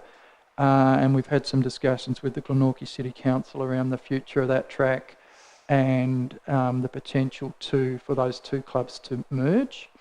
We've also looked at an option at the My State Arena. In essence, what the club need is an asphalt area marked out as a track. Now that could be a temporary location, a car park, for example. So what is in existence at My State Arena could fulfil those needs, and we've looked at how that might work. And we've also been in contact with, there's a track at Orielton that again may be able to accommodate the club. So discussions on those 3 are ongoing. Certainly the amalgamation with an existing club has a lot of benefits. As the Mayor indicated, the membership of the Hobart Remote Control Car Club is very low, and when we met with them, you know, the question was asked how many of the club members are Kingborough residents, and the answer was 1, possibly 2. So we are dealing with a very low number of enthusiasts, but that's not to say that they're not passionate, and it's not to say that we aren't genuinely trying to come up with a solution to enable them to continue to pursue that passion. Thank you. Thanks, Councillor Mayor. Mitchell. Thanks, Mayor. And it's great to see that we are working with them because, yes, despite the low numbers for those people involved, it is something that they're passionate about, and we know that the wellbeing and mental health benefits about that when you are engaged in an activity other than work and things. Also, just the concern raised in some submissions around the loss of revenue to the Kingborough Sports Centre, noting that I had spoken to staff regarding that it wasn't always the Jack Jumpers were always going to be at the Kingborough Sports Centre forever and a day. It was just a temporary kind of thing that they were there, and was really grateful that they have been using that site and chose to use the facilities and pay that significant rental, but I guess then it, you know, again chatting to staff, that it does free up these spaces, frees up these court spaces. It is in high demand, and the rooms can be utilised for other things. I'm just through you, Mayor, if anyone wants to comment any further onto that.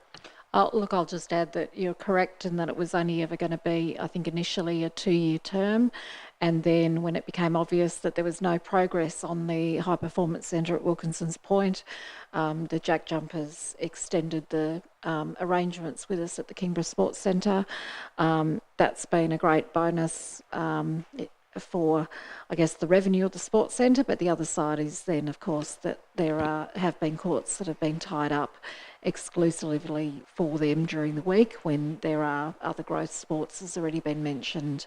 But it's certainly been a great partnership, and I think if we hadn't had that to start with, then we wouldn't be looking at now securing this facility, because the majority of the team training there has actually prompted many of them to purchase properties in Kingborough, and so they're very keen themselves to stay located in the area, and that was certainly, I believe, from the club, part of their approach to us was that the players are very happy and settled in Kingborough. They like the area, they see it as a very family-friendly area, and what they need now is their icing on the cake, so to speak, with a more appropriate level of training facility. Thank you. And just that partnership will continue, will it, until, I guess in regards to the, leasing or renting, whatever, the Kingborough Sports Centre facility until the facility is built. Is that correct? Look, absolutely, and obviously there are some time imperatives here because the matter has gone on for so long. The club are very, very keen for this to progress as quickly as possible, as we are, but so I don't know if we've got a time frame yet on when a development application might be lodged, Mr. Smee? Mayor, the DA has already been lodged. They've given, that was lodged last week. Right, great, fantastic. Things are moving. So that's encouraging. Councillor Fox, you did have your light on. Did you want to speak now before I go to Councillor Bain? I'm very supportive of this and I think it's wonderful, but I just wanted to know, Councillor Midgley's asked most of the questions, but when the mention of Goodwood, is that near Prince of Wales Bay? Because I came across one of these tracks. That's the one. Yep. Okay, thank you. Yep. I remember when my children were young taking them out there with some little cars. It was fun. It was very fun. Councillor Bain and then Councillor Antoli. Thank you, Mayor. Yes, very supportive also. I thought it's probably worthwhile just touching on a few more of the positives that come out of it. I think, as you've just mentioned, we regularly hear from Jack Chubber players and staff doing interviews promoting how much the players love living and training in Kingborough and what a great place it is to be based. Their open training sessions are so popular up at the sports centre, they've had to be ticketed because they reach capacity, and people come to Kingborough from all over Hobart to watch them train, so obviously come here and spend money, which is great. And then I guess how lucky is it that young local kids can be able to come across their sporting heroes and the reigning champions just going about their business out in the local community. It's just fantastic. And then moving forward, like it's already been said, there's additional courts going to be freed up, which is going to benefit the whole community. Further engagement with the local schools and basketball clubs. There's going to be further economic benefit with the Jack Jumper admin and support staff shifting their working from Hobart to working in Kingborough. And then I guess obviously we know the government is still working through whether the AFL High Performance Centre is going to be feasible in Clarence, and it's a big if, but if for whatever reason the government need to revert to moving to Kingborough, there'd obviously be some great opportunities to share resources between the two high performance facilities. So in summary, yep, very supportive. Also, it's great to hear that we're still working with the remote control car club, because I think out of all of Kingborough, they're probably the only ones that are going to lose out of this. So if we can get a result for them as well, that's a good result all round. Thank you, Councillor Bain. Councillor Antoli. Thank you, Mayor, and thanks to the staff for addressing some of the submissions and concerns from members of the community. It's no secret this council has been a big supporter of improving the use and increasing the use of our special sports precinct that has been set aside. One of the other big pluses of having the national champions have their high performance centre be based here amongst our young people is that it inspires more and more young people to get out and be active rather than wasting their lives behind TVs playing Grand Theft Auto or things like that. It's how fantastic to take your kids to a practice game or a practice and just watch the national champions play and have live entertainment ostensibly for free. It's just fantastic. We can't all get to games. It's really hard. I've been to one Jack Jumper game that I was fortunate to get to through a friend who has a corporate box, what do you call it, sponsorship or subscription. And it was one of the best sporting experiences of my life. And I've been to sporting events all over the world. It was so much fun. It's up there with watching AC Milan play in Milan. So I'm just excited for our local businesses. I'm excited for the local schools. I'm excited for Kingston High right there. I'm excited for the local AFL club. I'm excited for the rates for council. Thank you very much. We'll take that. Thank you. And just to have these star players live in our midst, and build their families here is just brilliant, and I just hope that more sports code follow their example and consider making Kingborough their home. So all the more power to them and to us. Thank you, Councillor Antali. Any further contributions? Councillor Cordova. Thank you, Mayor. I think that ultimately this is going to be a decision which will enhance the use of the sports precinct. I wanted to clarify, I guess, because before this meeting, a former councillor pointed out to me that indeed in October of 2020, I voted against the sale of Kingborough Council's owned properties. And I was very stern at that time. I was very forthright that I didn't think that council land should be, sold off or divided up. And I want to draw a very clear distinction here between this decision now and that decision then. What we're trying to do, what I'm trying to do, is maximise community benefit. And we have in the Kingborough Sports Precinct, it's a bustling precinct. I've been participating in sport there for over 20 years. And so I feel like I know it pretty well. And there's 33 clubs there that are all doing their best to maximise community benefit and to enrich people through their sport. And it's a great thing for community cohesion, for health and well-being, for gaining lifelong friendships and for bringing people together. So currently, irrespective of whether the land is sold or leased, as we can see in clause B there, that a revisionary clause is going to be included as part of this land transfer. And so I think it's important for community clarity that we talk about this term dispose. And my understanding of the term dispose is that it can mean both leasing or it can mean selling. I'll just pause and ask that as a question, if that could be clarified, that when we talk about this term dispose, it could mean either selling or leasing. Mr. Smee. Through you, Mayor, that is correct, but in this instance we are talking about transferring the land by means of freehold title. Thank you. And so to that extent, that revisionary clause, which as we've heard earlier tonight, will be as best as it can possibly be made watertight, and will also mean that if anybody goes against that clause or ignores that clause, that council would be in a position as a result of that contract of sale to be able to take what I understand to be legal action, so that there could be significant, that we would take action to make sure that that clause is maintained. So that gives me some comfort that even though we're selling this land, we're actually not losing it or breaking up the sports precinct or losing the integrity of the sports precinct. What we're doing is trying to maximise community benefit of that sports precinct.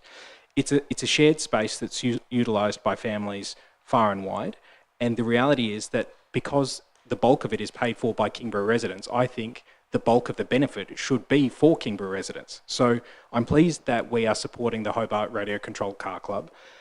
I'm pleased that we're supporting them, but I also think that this is about maximising community interest here. And as we've heard tonight, for the benefit of one or possibly two Kingborough residents, and maybe among a few dozen enthusiasts who are currently using that radio controlled car club on what I would say is an intermittent or non-frequent basis, I think that needs to be balanced against the community benefit that we might be able to get out of a high performance centre. I've talked at length about how I would like for us to have an aquatic centre in Kingborough, and I always kind of hoped that the next big decision that we've been making for the sports precinct would be about getting an aquatic facility. But nevertheless, I think that there's clear community benefit for example, the 15,000 people in Tasmania who are currently playing basketball. And so we're trying to balance that against, well, what's the best use of this site? Now, I understand that it's difficult for smaller clubs like the car club to be able to make their case for their community benefit that some of the larger sports can. But based on the information that I've received, I think that the current use of that site is basically not frequent enough. It doesn't serve enough residents. It doesn't promote the kind of... it doesn't help enough people gain the benefit that will be helped by using this site for an alternative means. So in my opinion, it's basically not really fair for one small club to dominate this prime space when there could be so much more community benefit. There's an opportunity cost of having the car club where it currently is. So that, you know, the questions that come to mind are, you know, how much rent have we received from the current use of that space? How many people are using that space? How many Kingborough residents get to enjoy that space? What are the various demographic breakdowns of the people who get to take advantage of that space versus having this alternative proposal, which is to have the high performance centre? I'm not really thinking of this in terms of economic benefit. I'm more thinking about community health and well-being. But it was raised by Councillor Midgley that, you know, having maybe 60 more people working in this area and then shopping at local businesses, there of course will be some dividend there as well. So as a council, I think it's ultimately our decision to try and maximise community benefit. And I think here is a clear example where, even though it is a difficult decision and some people won't feel that it's the right decision, I think I am comfortable in asserting that we are maximising community benefit with this decision, and we have that revisionary clause available to us if circumstances change in the future. So that's why I'll be voting in favour. Thank you. Thank you, Councillor Cordova. Any further discussion? Councillor Fox with a question. Yes, just a quick question. If the state government is to own the land, will they be paying council rates on the value of that land? Yes. Because normally council doesn't pay rates. No. I mean, state doesn't pay council rates. Mr. Smee confirmed earlier in answer to Councillor Midgley that they will be paying rates. Could I ask how this was arranged, or why is there is this a precedent, or how can this be possible, or how has it been made to be possible? Mr. Smee.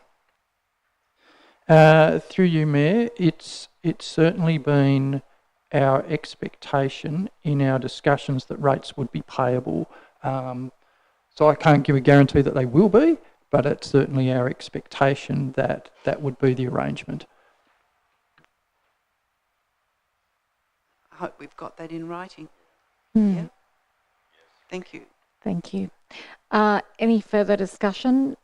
If not, just very briefly, because I think everybody has spoken very eloquently about the enthusiasm and the benefits of the centre. Certainly, I echo those thoughts. I'm very excited by the fact that we're going to have the current reigning NBL Premiership team being permanently based here in Kingborough, and I think it was Councillor Cordova who mentioned, you know, the joy that kids get when they go past their basketball heroes down at Channel Court or something. And I had a fangirl moment about last year when I went past Jack McVeigh and he was on one elevator in Channel Court and I was on the other one. And now the biggest disappointment out of all of this is he's going to go and be in the NBA, but he totally deserves it. So I appreciate the submissions that have been put forward in relation to this from members of the community. I think that I'm hopeful that we can come up with a resolution for the Model Car Club, and I really appreciate the work that the staff have done in trying to come up with some creative solutions to that, because they've been leaving no stone unturned in trying to find an alternative location so that their activities can continue. So thank you very much to everybody for their comments in relation to this. Councillor Dean, did you want to sum up? I feel like I kind of did it for you. Sorry about that. So I will put the recommendation... Mayor, before you put it, could I just clarify one Yes. thing in relation to the lodgement of the DA? Yes. Department of State Growth have lodged a request for General Manager's consent to lodge the DA, and that's been granted. The DA itself has yet to be lodged. Right, thank you very much. Thank you for that clarification. So I will put the recommendation moved by Councillor Dean and seconded by Councillor Bain. All those in favour? Against? Motion is carried unanimously. Thank you very much. Being 7:23, I think we will have a brief break because that's been we've still got a lot on the agenda, but if we could be back here in, I'm just going to go 7:35 and don't be late. How about that? So that gives you 11 minutes. Thank you.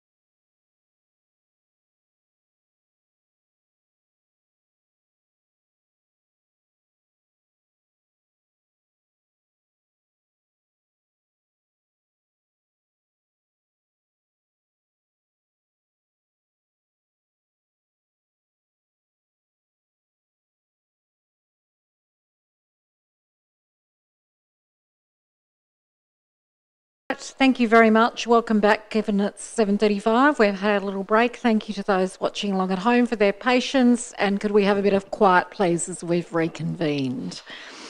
We have got quite a lot to get through on the agenda. We are now on page 76. I'm going to make sure, we'll just double check that the CEO's recommenced the recording.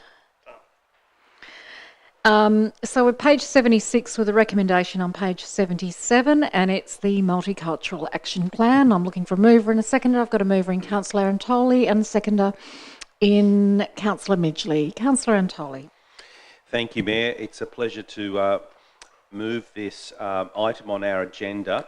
The purpose of this item is to consider public feedback on what is our draft Multicultural Action Plan. That I, along with yourself, Mayor, and Councillor Dean, have had the pleasure to serve alongside members of the community. And I'd like to thank again Julie Alderfox, our Community Development Officer, for the great work that she's put into this, as with all our community action plans and our community involvement. And we're grateful. There wasn't really a lot of response. We've had just a few items, and I was thinking that through, and I think it's partly to do with the fact that the community stakeholders that we engaged were so thorough, there wasn't probably a lot to be said. And that's a real compliment to our staff for bringing together those names, and also our councillors for engaging as well. And basically, there seems to be just some feedback around some of those migrants that may live in our community. The theme for me is those migrants that may live in our community who are of, at-risk part of our population, and how can we actually support them better. And I'd just like to note that council can't do everything. We're probably doing more than we should be. We do so because the need is there, and to paraphrase, the need is great. But it's good to get that feedback. There's also the concern that we could potentially lose some of our Tasmanian identity through multiculturalism. I personally believe that multiculturalism, as a migrant myself, is not the greatest phrase to use, because the danger could be that we could actually turn them into Tasmanians. How about that? So that's a great thing, and a great thing to turn these people who bring deep culture, generations well before our white Anglo-Saxon culture. I'm Italian. I come from a rich cultural heritage. My favourite food to eat out is Chinese and Asian food. Love it. Can't get enough of it. Prefer it wherever I go. I'm so glad that they're here. Grew up with a Chinese family as a young fella. So I just love that whole diversity that we have. So I would just ask the members of our community to continue to open their arms to those around us, to people like myself, to others who have come from a culturally and linguistically diverse background. And you are stronger with them in your blood. Science tells you that if you inbreed, you are not healthy. So culturally, that works the same way. So I really am grateful for the committee's work, and do commend this report for agreement, and thank the council officers for setting aside a budget of $20,000 over 2 years to help fund the programs and the projects that we actually mention here. So thank you very much for all the effort put into it. Thanks, Councillor Antoli. Next, I've got Councillor Fox. Thank you, Mayor. I don't want to go into the details of the action plan, but I think there's been a really good job done by the committee. I'm going to be nitpicking because I find acronyms really difficult as a culturally and linguistically diverse person, and I think other people would too. So every time that word CALD appears in the action plan on every single page, I would like to see that written out in full. And I'm hoping that the staff will agree to that.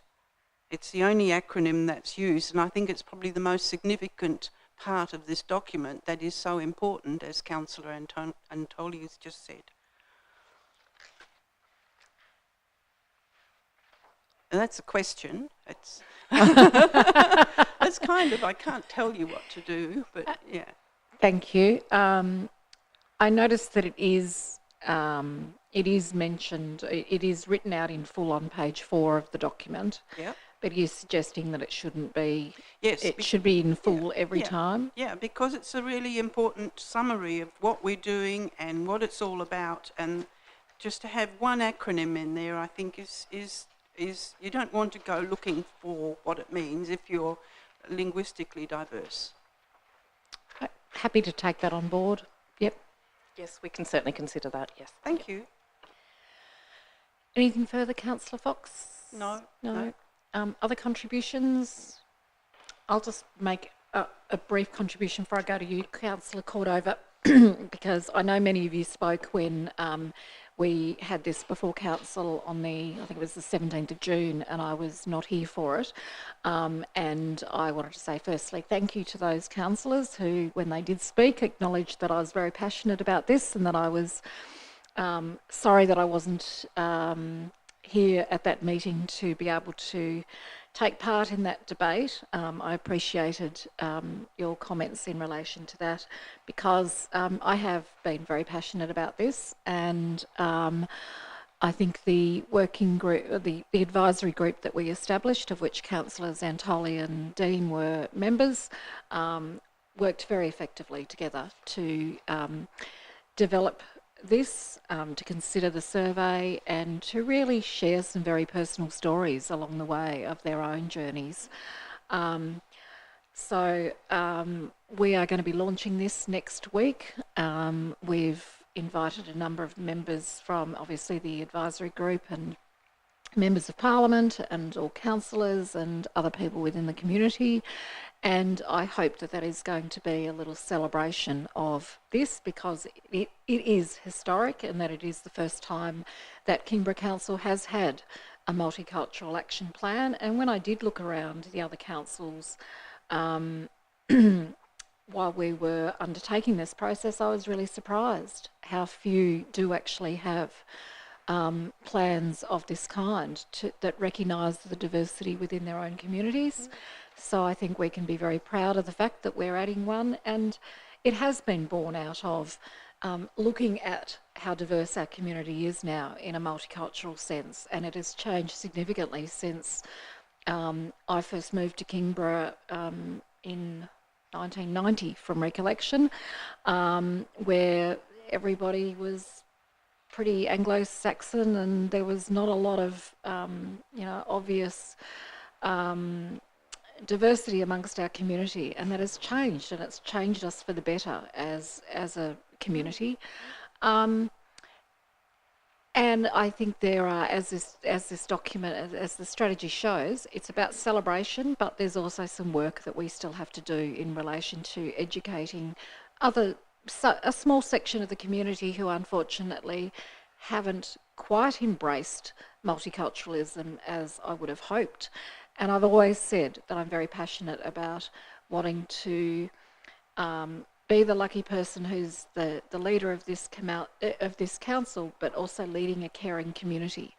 And so whilst we can't solve all the problems, I feel hopeful that by us taking a stance and showing leadership and saying we welcome everybody in our community, it will make others think.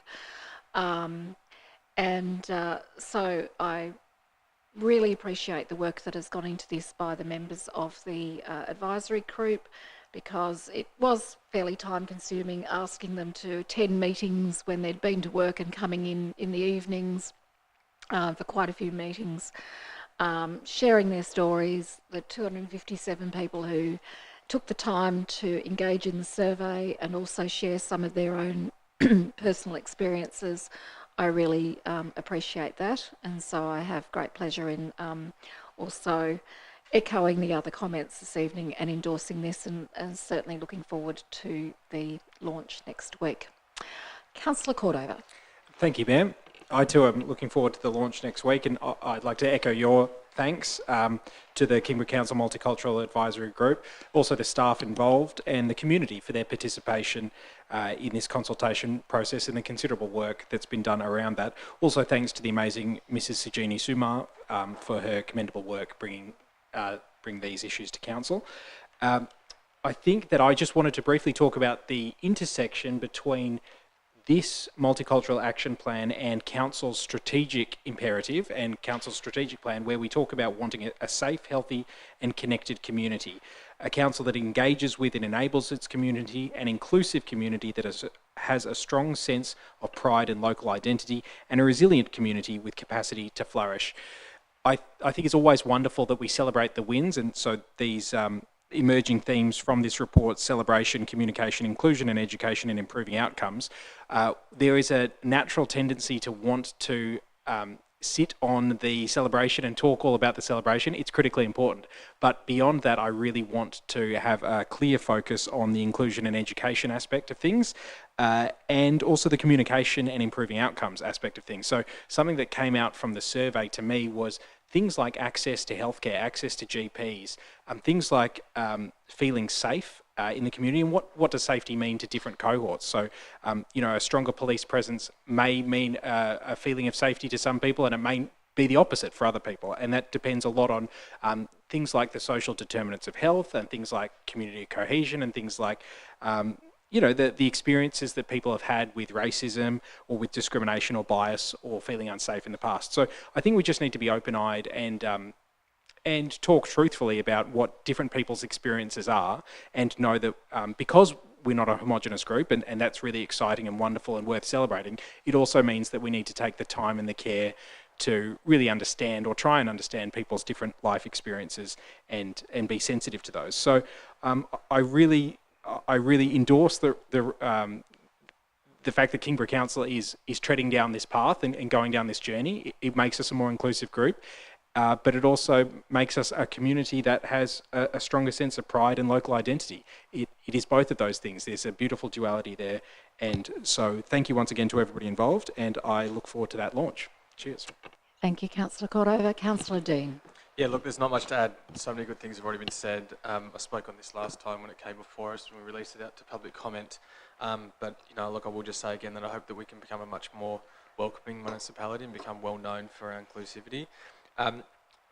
Also just echo the thanks to the people, Councillor Antoli, Councillor Reid and all the other advisory group members for their participation. It was actually really nice, and Councillor Antoli kind of alluded to it unknowingly, but to be at the citizenship ceremony last week and to welcome one of the advisory group members as a citizen was especially heartwarming. But yeah, look, I really look forward to next week for the launch, and hope that this is really embraced not just by us as a council but by the entire community. Thank you. Thank you. Councillor Bain. Thank you, Mayor. Just quickly echo everything that's been said, and big thanks to everyone involved. I think it's just fantastic how some of the actions there are just ready to go straight away. We can launch it, we can get straight into it. And I guess just a follow-up question on that is, are we going to be, I noticed there's a grant open at the moment with the state government, are we going to be applying to try and make the money go further, try and do some more and get some grant money from out of government? Absolutely. Our community development team are very resourceful when it comes to grant writing and have a very strong success rate that we can be very proud of. So I'm certain that that will be taking place. That's excellent timing. Any further discussions? Councillor Antoli, did you want to sum up? No, thank you very much. I'll put the recommendation moved by Councillor Antoli and seconded by Councillor Midgley. All those in favour? Against? Motion is carried unanimously. Move now to page 89, policy 3.18, related party disclosure, with a recommendation on page 90, and I'm looking for a mover and a seconder, please. Moved to Councillor Fox and seconded to Councillor Gladride. Councillor Fox. Thank you, Mayor. I have pleasure in moving this motion. The policy has been reviewed and it remains consistent with changes only being editorial in nature. So, but when a member of the public asked me, what does this really mean? What's it all about? And I guess to summarise it, it is if members of councillors or staff, families have provide services or support to council in any way, then that needs to be disclosed. And that's really simply what it's all about. So, thank you. Thank you, Councillor Fox. Any further discussion? If not, I will put the recommendation moved by Councillor Fox, seconded by Councillor Gladwright. All those in favour? Against? Carried. I forgot one sentence there, sorry about that. Takes us to 16.4, Financial Report for June 2024, with a recommendation on page 117. Looking for a mover and a seconder. Moved Councillor Bain, seconded Councillor Midgley. Councillor Bain. Thank you, Mayor. So this is the financial report for the end of the financial year, 30th of June 2024. Should be noted that it's a draft June result with some year-end journals still to be processed. However, it's expected it's going to be close to the final result, subject to the inclusion of the KWS and copying results. So I guess my first question is it possible to get some indicative figures of KWS and copying results to see what the final result's going to be? Mr. Speaks. Through you, Mayor. So as has been pointed out in the report, it's sort of heavily qualified in terms of it's not complete yet. So since this report was finished, end of year work has been continuing, and we've sort of done our draft financial statements, which will be going to the audit panel this Friday. But those draft statements are showing an underlying deficit of around about $2 million. The report you have in front of you tonight is showing 2.9. So it's improved since the completion of this report. Still doesn't include the results for copying because we haven't received them. But if the copying results are consistent with the March quarterly report, which is our last update, I do expect to be taking up around about $1 million or thereabouts of income, which will substantially reduce that underlying deficit from 2 down to around about 1. Yep, thank you. Good. Councillor Bain.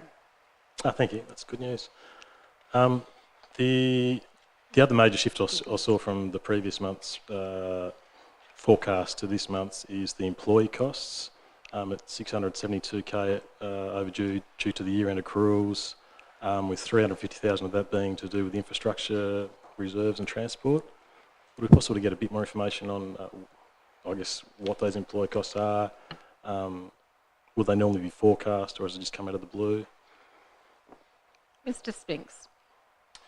Through you, Mayor. So that's correct, as has been pointed out. The variance in the May report is substantially less than what we're showing here in the June report.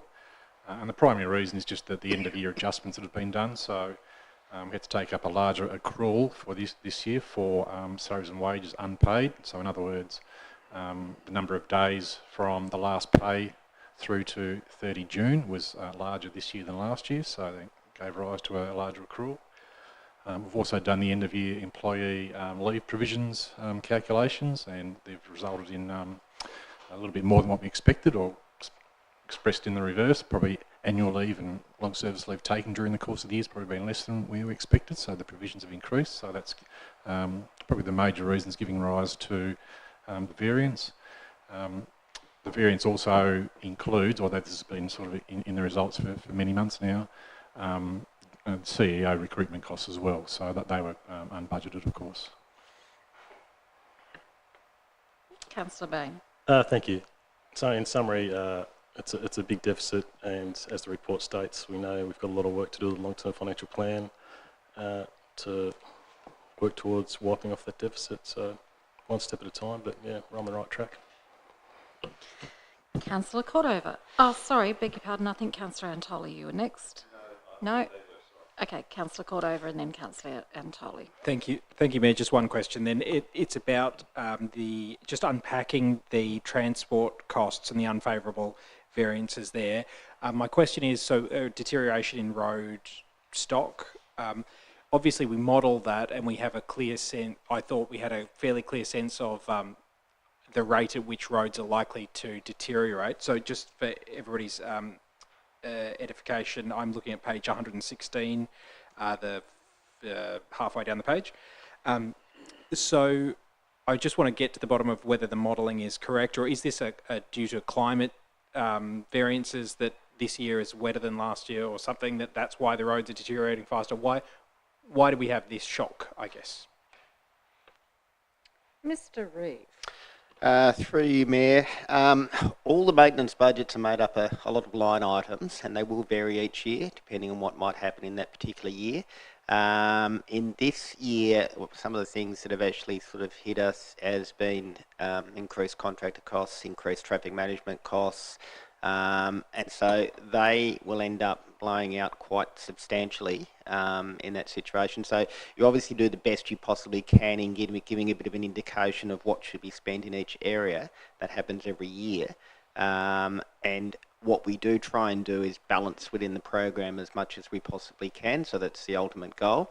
So we know there'll be overs and unders. So for this year, the main one certainly has been some increased traffic management costs. We expect that will also change again. Now they're starting to implement the new code, so we expect there'll be some further changes, but possibly not to the detriment of council. So these are things we just want to keep a weather eye on as well at the same time. Councillor Antoli. Thank you, Mayor. I'd like to ask a question about the long-term financial plan. So I'm grateful that it was brought up in Section 8 around risk. So it's good to see that it's currently under review. Can I ask if we will be having that workshopped with us as well, and then a timeline for when that will be more widely shared and discussed with the community? Mr. Spinks. Through you, Mayor. So as we know, we decided not to table the revised financial plan when we adopted the budget this year.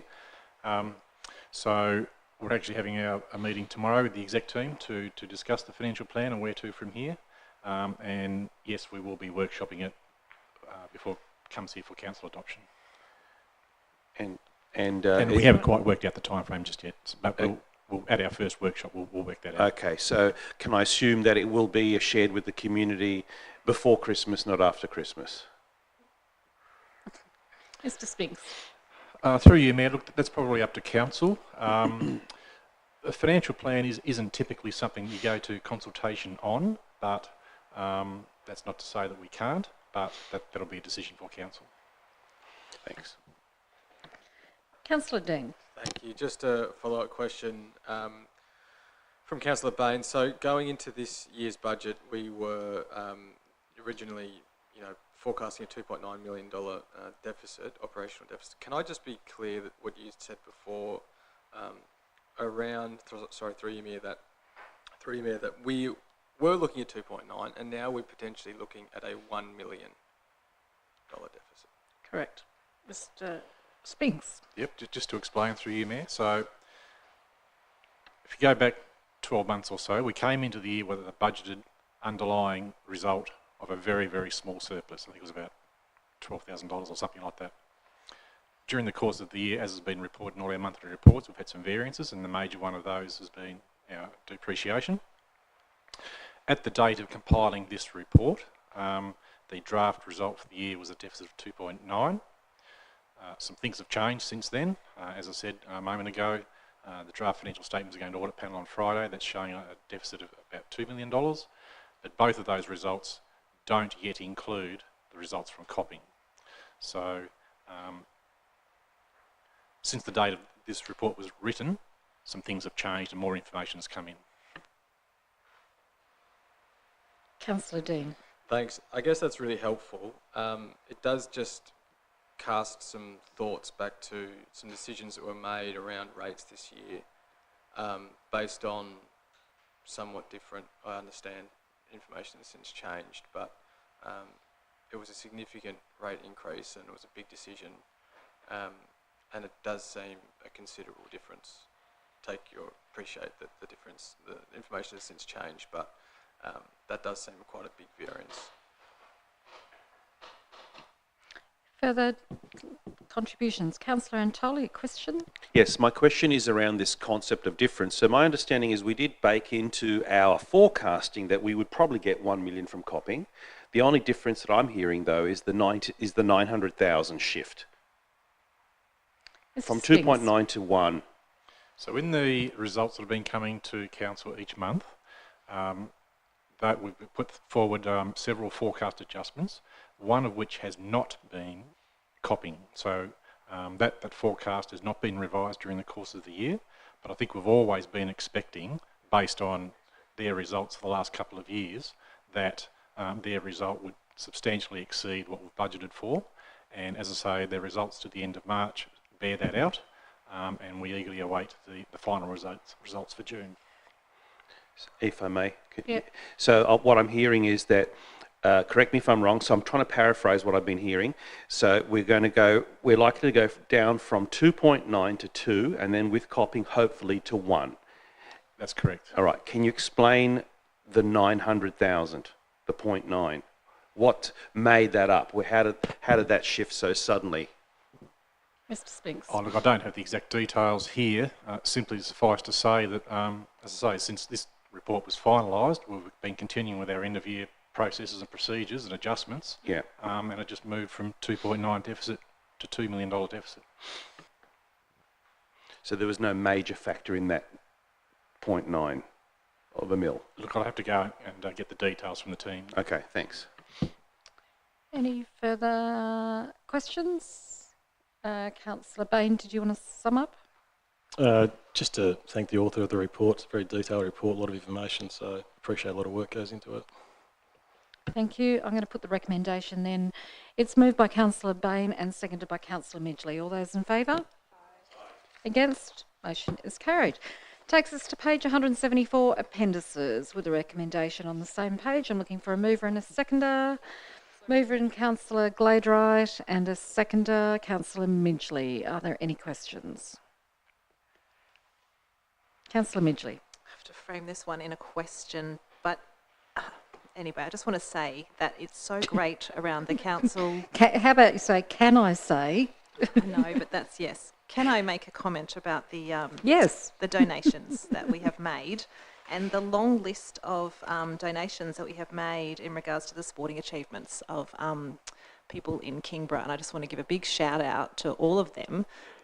Such a great effort. I know quite a few people on the list, and some people have just been over to Portugal recently for some gymnastics world championships, and they're on the back page of the latest Kingborough Chronicle. You can see their achievements, but isn't it just great? And again, just that decision we've made tonight about the jack jumpers, like it really reinforces that well-being and healthy and engaging activities, and how great that is for Kingborough. And I think it's quite unique that as a council we do this donation as well. I'm not sure if I'm correct on that one. Not everyone does it. Yeah, not everyone does it. So it is really great that we have this, and we know the cost of living as well. Actually, I'm just paying a $1,500 bill for my son to go interstate for soccer, so it does have that cost on families. But yeah, anyway, just an awesome thing, and congratulations to everyone involved.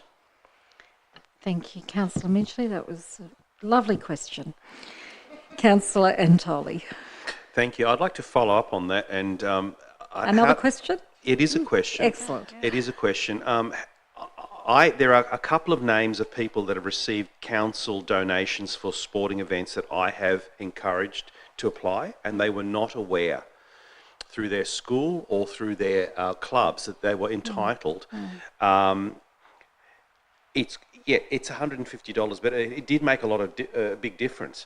There's so many people aren't aware of this, and you did say that it's not often done. So how do we get this out there more comprehensively? And maybe this is a question for the executive team to think about, because of the names that are here, there are two. In both cases, I encouraged the parents to apply. They were both successful, and both were, not aware that they could even apply. Yep. Look, I think that's certainly something that the team can consider, and possibly I know we have promoted it. It's obviously now we have it on our website. It's a far easier application process because it used to be that it was having to write in, and then we'd say, okay, we need these details and here's a form, and it was a lengthy thing. It's now an online form, so it's a lot simpler.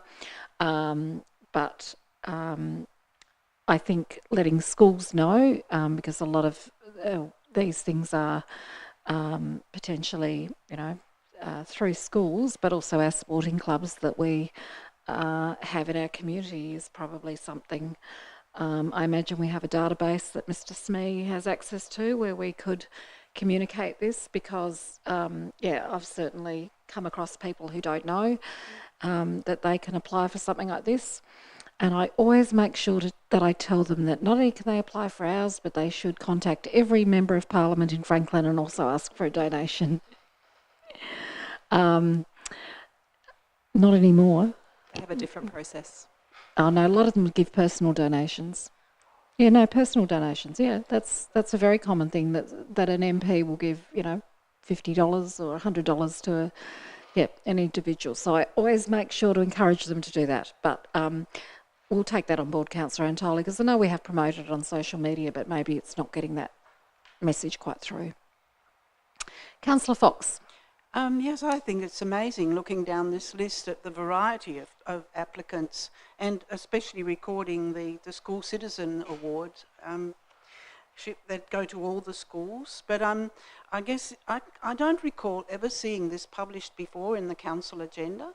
And no, it's published every year. Every year. Yeah, because we have to under the Act. Well, that's fantastic. I think it's really good to make this a public document, and I think maybe an article either in the Mercury or the Chronicle to show the community who don't look at our agendas and don't look at our web pages to see that these things are available. And like Councillor Antoni, I've had lots of phone calls and requests from people asking for donations, and I've passed them on to council. I don't know whether they've been successful or not, but I think it is worthwhile promoting the fact that it is available and that we do support our sporting people particularly, and other people too. So it's good to see, and I think we should promote it more. Thank you. Thank you, Councillor Fox. We do also publish this information in our annual report every year as well, but I think you've come up with an excellent suggestion that perhaps we might do an article for the Chronicle and say, look, in the last 12 months, this is what we've been able to contribute to individuals and schools in the community through these things, and so that it might just prompt parents or older students to consider. Yep, Councillor Antoli. Yes, just a follow-up fiduciary question. So the total donations came to 14,000, but the budget is 12. How do we work that when we go a bit over? And I'm actually glad council went over and was more generous, but how do we work that out? Where does the extra 2 come from? Petty cash. Mr. Spinks. Through you, Mayor. Yeah, any overruns like that just come out of cash reserves. Okay. Actually would like to commend council for going over, so thank you for doing that. Obviously it's within reason. Councillor Dean. Might just be worth, or may I point out that the mayoral donations is actually under by a convenient figure, but I do support obviously the fact that there's, like Councillor Antoli, I've pointed many people in this direction, and I think it's probably one that around the table it sounds like we probably might want to increase somewhat for next year, because it seems like it's growing in demand. So that's fantastic. And can I just say that the mayoral donations were not under because I'm tight. It's just that there was a lack of applications. And certainly when I go around the community and I meet people, I do try and promote them and say, so we did one recently where we had the screening of Uncharitable at the community hub, and so I was so keen to bring that to the community that I agreed in conjunction with Be Hers and Dress for Success and Tassie Mums to use the mayoral donations to assist with the fees for the hire of the community hub. But certainly we are trying to promote that wherever we can. Any further discussion on the appendices? Any others in there? Don't want to interrogate our CEO and his diary. No, it's very lengthy. He's been very busy. Okay, I will... Councillor Antoli. I would like to pass on a compliment to our CEO. I don't want to embarrass him, but I've spoken personally to 3 businessmen and 2 other mayors who did mention that they found our new CEO impressive and really a top bloke, so just keep up the good work, making us look good. That'll be great. You're only as good as your leader, isn't that it? Thank you. Councillor Cordova. Thank you, and that bought me time to remind myself of a question I did have about the 28th of June meeting with the CEO of Homes Tasmania. What's happening with Homes Tasmania, and how's Kingborough leaning in to fix or ameliorate the housing crisis? Mr. Stewart. Thank you for the question, and through you, Mayor. So the meeting was largely a meet and greet with the CEO of Homes Tasmania to sort of introduce myself to them and them to me, to understand the work that they do around the state and their role and mandate. We did substantially discuss the development at Huntingfield as being a prime example of the work that they're doing. They walked me through the master plan for that site. We talked about the development aspirations that they have for that, what they're trying to achieve with that development. We also talked about some of the issues that had been raised by the community at that site, namely the big mounds of dirt that exist there and how they're mitigating the dust nuisance that comes alongside that to make sure that our community is being protected from any adverse consequences of that development as well. Any further questions? I'm going to put the recommendation moved by Councillor Gladwright and seconded by Councillor Midgley. All those in favour? Against? Motion is carried. Still on page 174, notices of motion. There were no notices of motion. Takes us to confirmation of items to be dealt with in closed session. In accordance with Regulation 15 of the Local Government Meeting Procedures Regulations, Council by absolute majority moves into closed session to consider the following items: confirmation of minutes, applications for leave of absence, Spring Farm Lane closure, AB 2405, provision of cleaning for public toilets, halls and barbecues, tender assessment, AB 2409, Channel Highway Kingston footpath construction, and rates delegated authority, April to June 2024. Looking for a mover, I've got it in Councillor Fox, and a seconder in Councillor Bain. All those in favour? Against? Motion is carried. Thank you very much to the people that we had in the chambers earlier from the community, and also to those who have been watching along at home. In accordance with Kingborough Council Meetings Audio Recording Guidelines Policy, recording of the open session of the meeting will now cease. So good evening to you all, because open